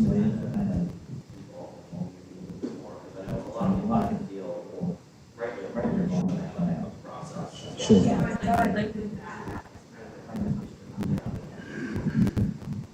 Yeah, and when you've been working on updating the website and getting more information on the website, you've got the nav, and so people can access a lot more information than they used to. It's a matter of getting the word out that, hey, something's happening. Because we typically work on a development project 6 to 12 months before everything's planning for it. Then we're kind of tired of it at that point. We work on it for so long. But then it seems to be really quick before it goes to the public and planning board and council. So getting more public input on that first 6 to 12 months, I think, would be helpful for everybody. Yeah, I think first, as far as like where we're at, especially some projects are down the lane, so kind of trying to get out of that. Okay. So you can work on some changes to our process that we can bring back, discuss that maybe at the July workshop. And they need to be put in the ordinance and put together the planning board and council for next months. And some of it's just process stuff we don't need council approval for. We just do it as part of the process. Okay, so some other things to think about that are timely. I'm sure you've been reading in the newspaper or seen on TV that COVID kind of warning, and now it's back. And everything's fluid with this situation, so what we know today is going to be different tomorrow. But our cases are rising. We're finally able to meet in person today. I'm not comfortable meeting at City Hall. I think our council chambers are way too small for social distancing. So to the extent that we have in-person meetings like happened here, I think this was a good setup. If cases continue to increase, we may not be able to meet in public. Direction, obviously, that the state tells us to do. But just be prepared. Just because we're meeting today doesn't mean we're doing this going forward. So we may have to go back to the remote meetings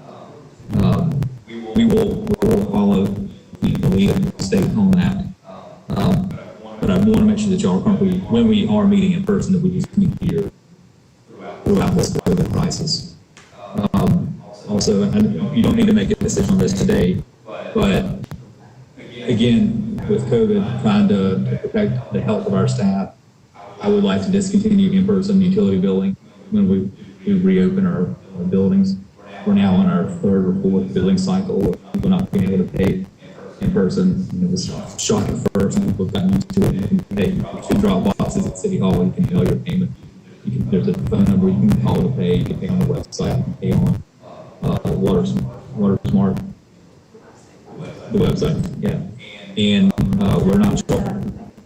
And then the easiest way is auto track. So there's lots of ways, there's 7 or 8 ways to pay a water bill. We're not charging the convenience fees anymore. That's helped bring more people to do electronic. In-person payment is the most expensive way for us to process a payment because people tend to spend 5 or 10 minutes talking to our staff, which is great, but it's not efficient. So this may be a time for us to kind of break that and just do away with in-person utility payments. That has gone really well so far with staff. Of course, I have a lot of questions and comments about it, but people are utilizing it now. And the big one that we would like to get some direction from you, and I'll ask Parks and Shelley to chime in here. As I sent to you in my email on Thursday, I guess it was last week, Essex Homes, who has a pending rezoning case for a member of their conditional district down in the Conservancy of the Plain, with those setback encroachments. They're supposed to go to the planning board this week. Thursday. 2 days. And then if the planning board takes action, it would come back to the council at the July meeting. For some reason, they decided this would be a great opportunity to sue the city for the impact fees that they had to pay because they were building in Belmont. So my take is I don't feel like you should hear any rezoning cases from people that are suing us. So my first thought was, well, the first condition is going to be that you drop the lawsuit. I really don't even want to pull it until this has been resolved. So I'd like to get feedback from you. Do you want to let the planning board at least hear their part of it and be suspended until it's gone, or do you just want to say, give Shelley direction to take it off the agenda of the planning board, or are you fine with hearing it and? Well, let's see, what do you say, Parks? It's a policy decision. The timing on it is suspect because we're getting ready to hear this zoning case, and all of a sudden they sue us for impact fees when they could have done that a long time ago. Either it's a big organization and the left hand doesn't know what the right hand's doing, or this may be a bad, what I consider a bad faith strategy to gain some leverage in the rezoning case. So I wouldn't want to hear it. Tracks that any advertiser that you receive was retaliating, there's bias, we're retaliating against our righteous laws.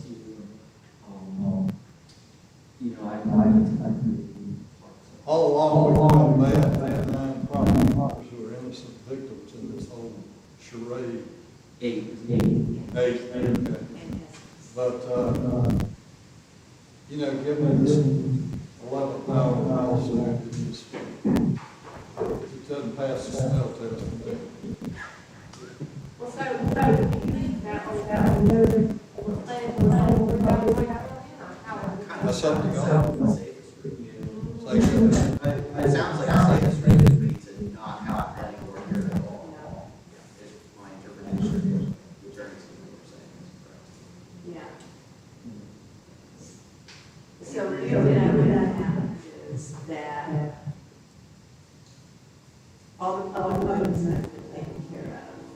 And so the adjacent property owners and everybody have gotten their official notice at this Thursday, the 23rd.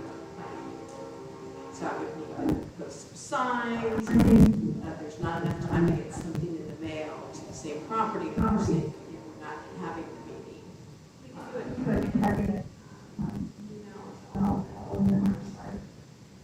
I'm sorry.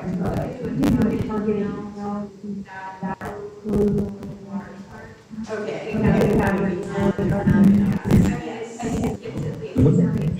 And we could at least put, I think there's only 2 roads into the neighborhood. We could put signs that access. Some signs made, put it there and such. And again, these, I feel more for the property owners because there are 8 involved property owners. I'm sorry their builder did this to them. Yes, that have been waiting to get their case heard. It was on schedule earlier, but then the pandemic, and so it's just, and then the lawsuits. So consensus to just take this off the plan board so we can figure out a path forward. So I'll get with you first, see if we need to actually how they do that. Problem intended if you don't know when, you don't have a date certain. Well, right, and we have to renotice it eventually, but I'm just kind of worried just because of how it was now, directly to the property owners. You had communication. No, I have not the Essex has been speaking. We can figure out how to get the word out. Yeah, absolutely. Thank you for the Yeah, I'm sure there is down there. We've got a clubhouse and common area, so we can get there. I mean, we literally could hand deliver a notice to each door. Yes, sir.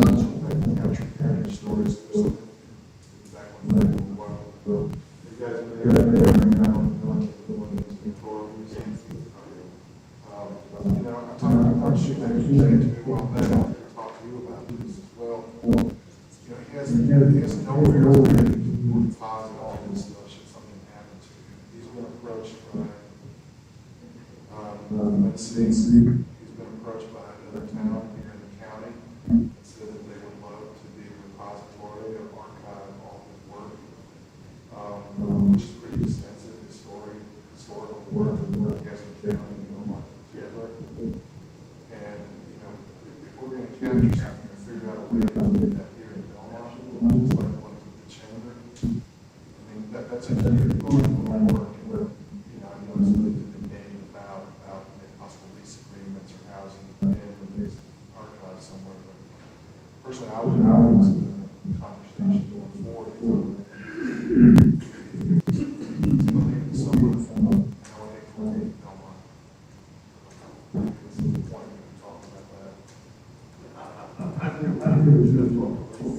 He's got quite a collection of stuff. Really, archive is really good. And we don't need to do that here. We need to find a place to put it. Who owns the building? Is that Jonathan Town's building? Yes, sir. You don't think you have to get into it? And that's actively for lease, so. Well, we just had some discussion, not really about the sense of players, but we might consider leasing once the city's part of that department goes into a new building. Talk about working something out before December, before him to move his collection in there. That's a permanent deposit for the city. And so, I mean, I'm not part of the discussion or not, but I'm just throwing that out there.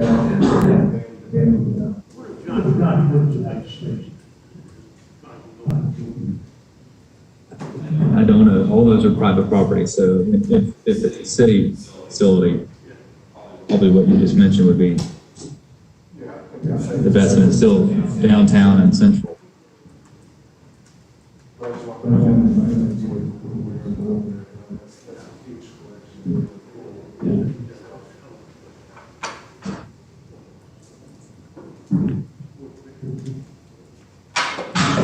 That's all that we had to discuss. Or anything else, or ready to adjourn? We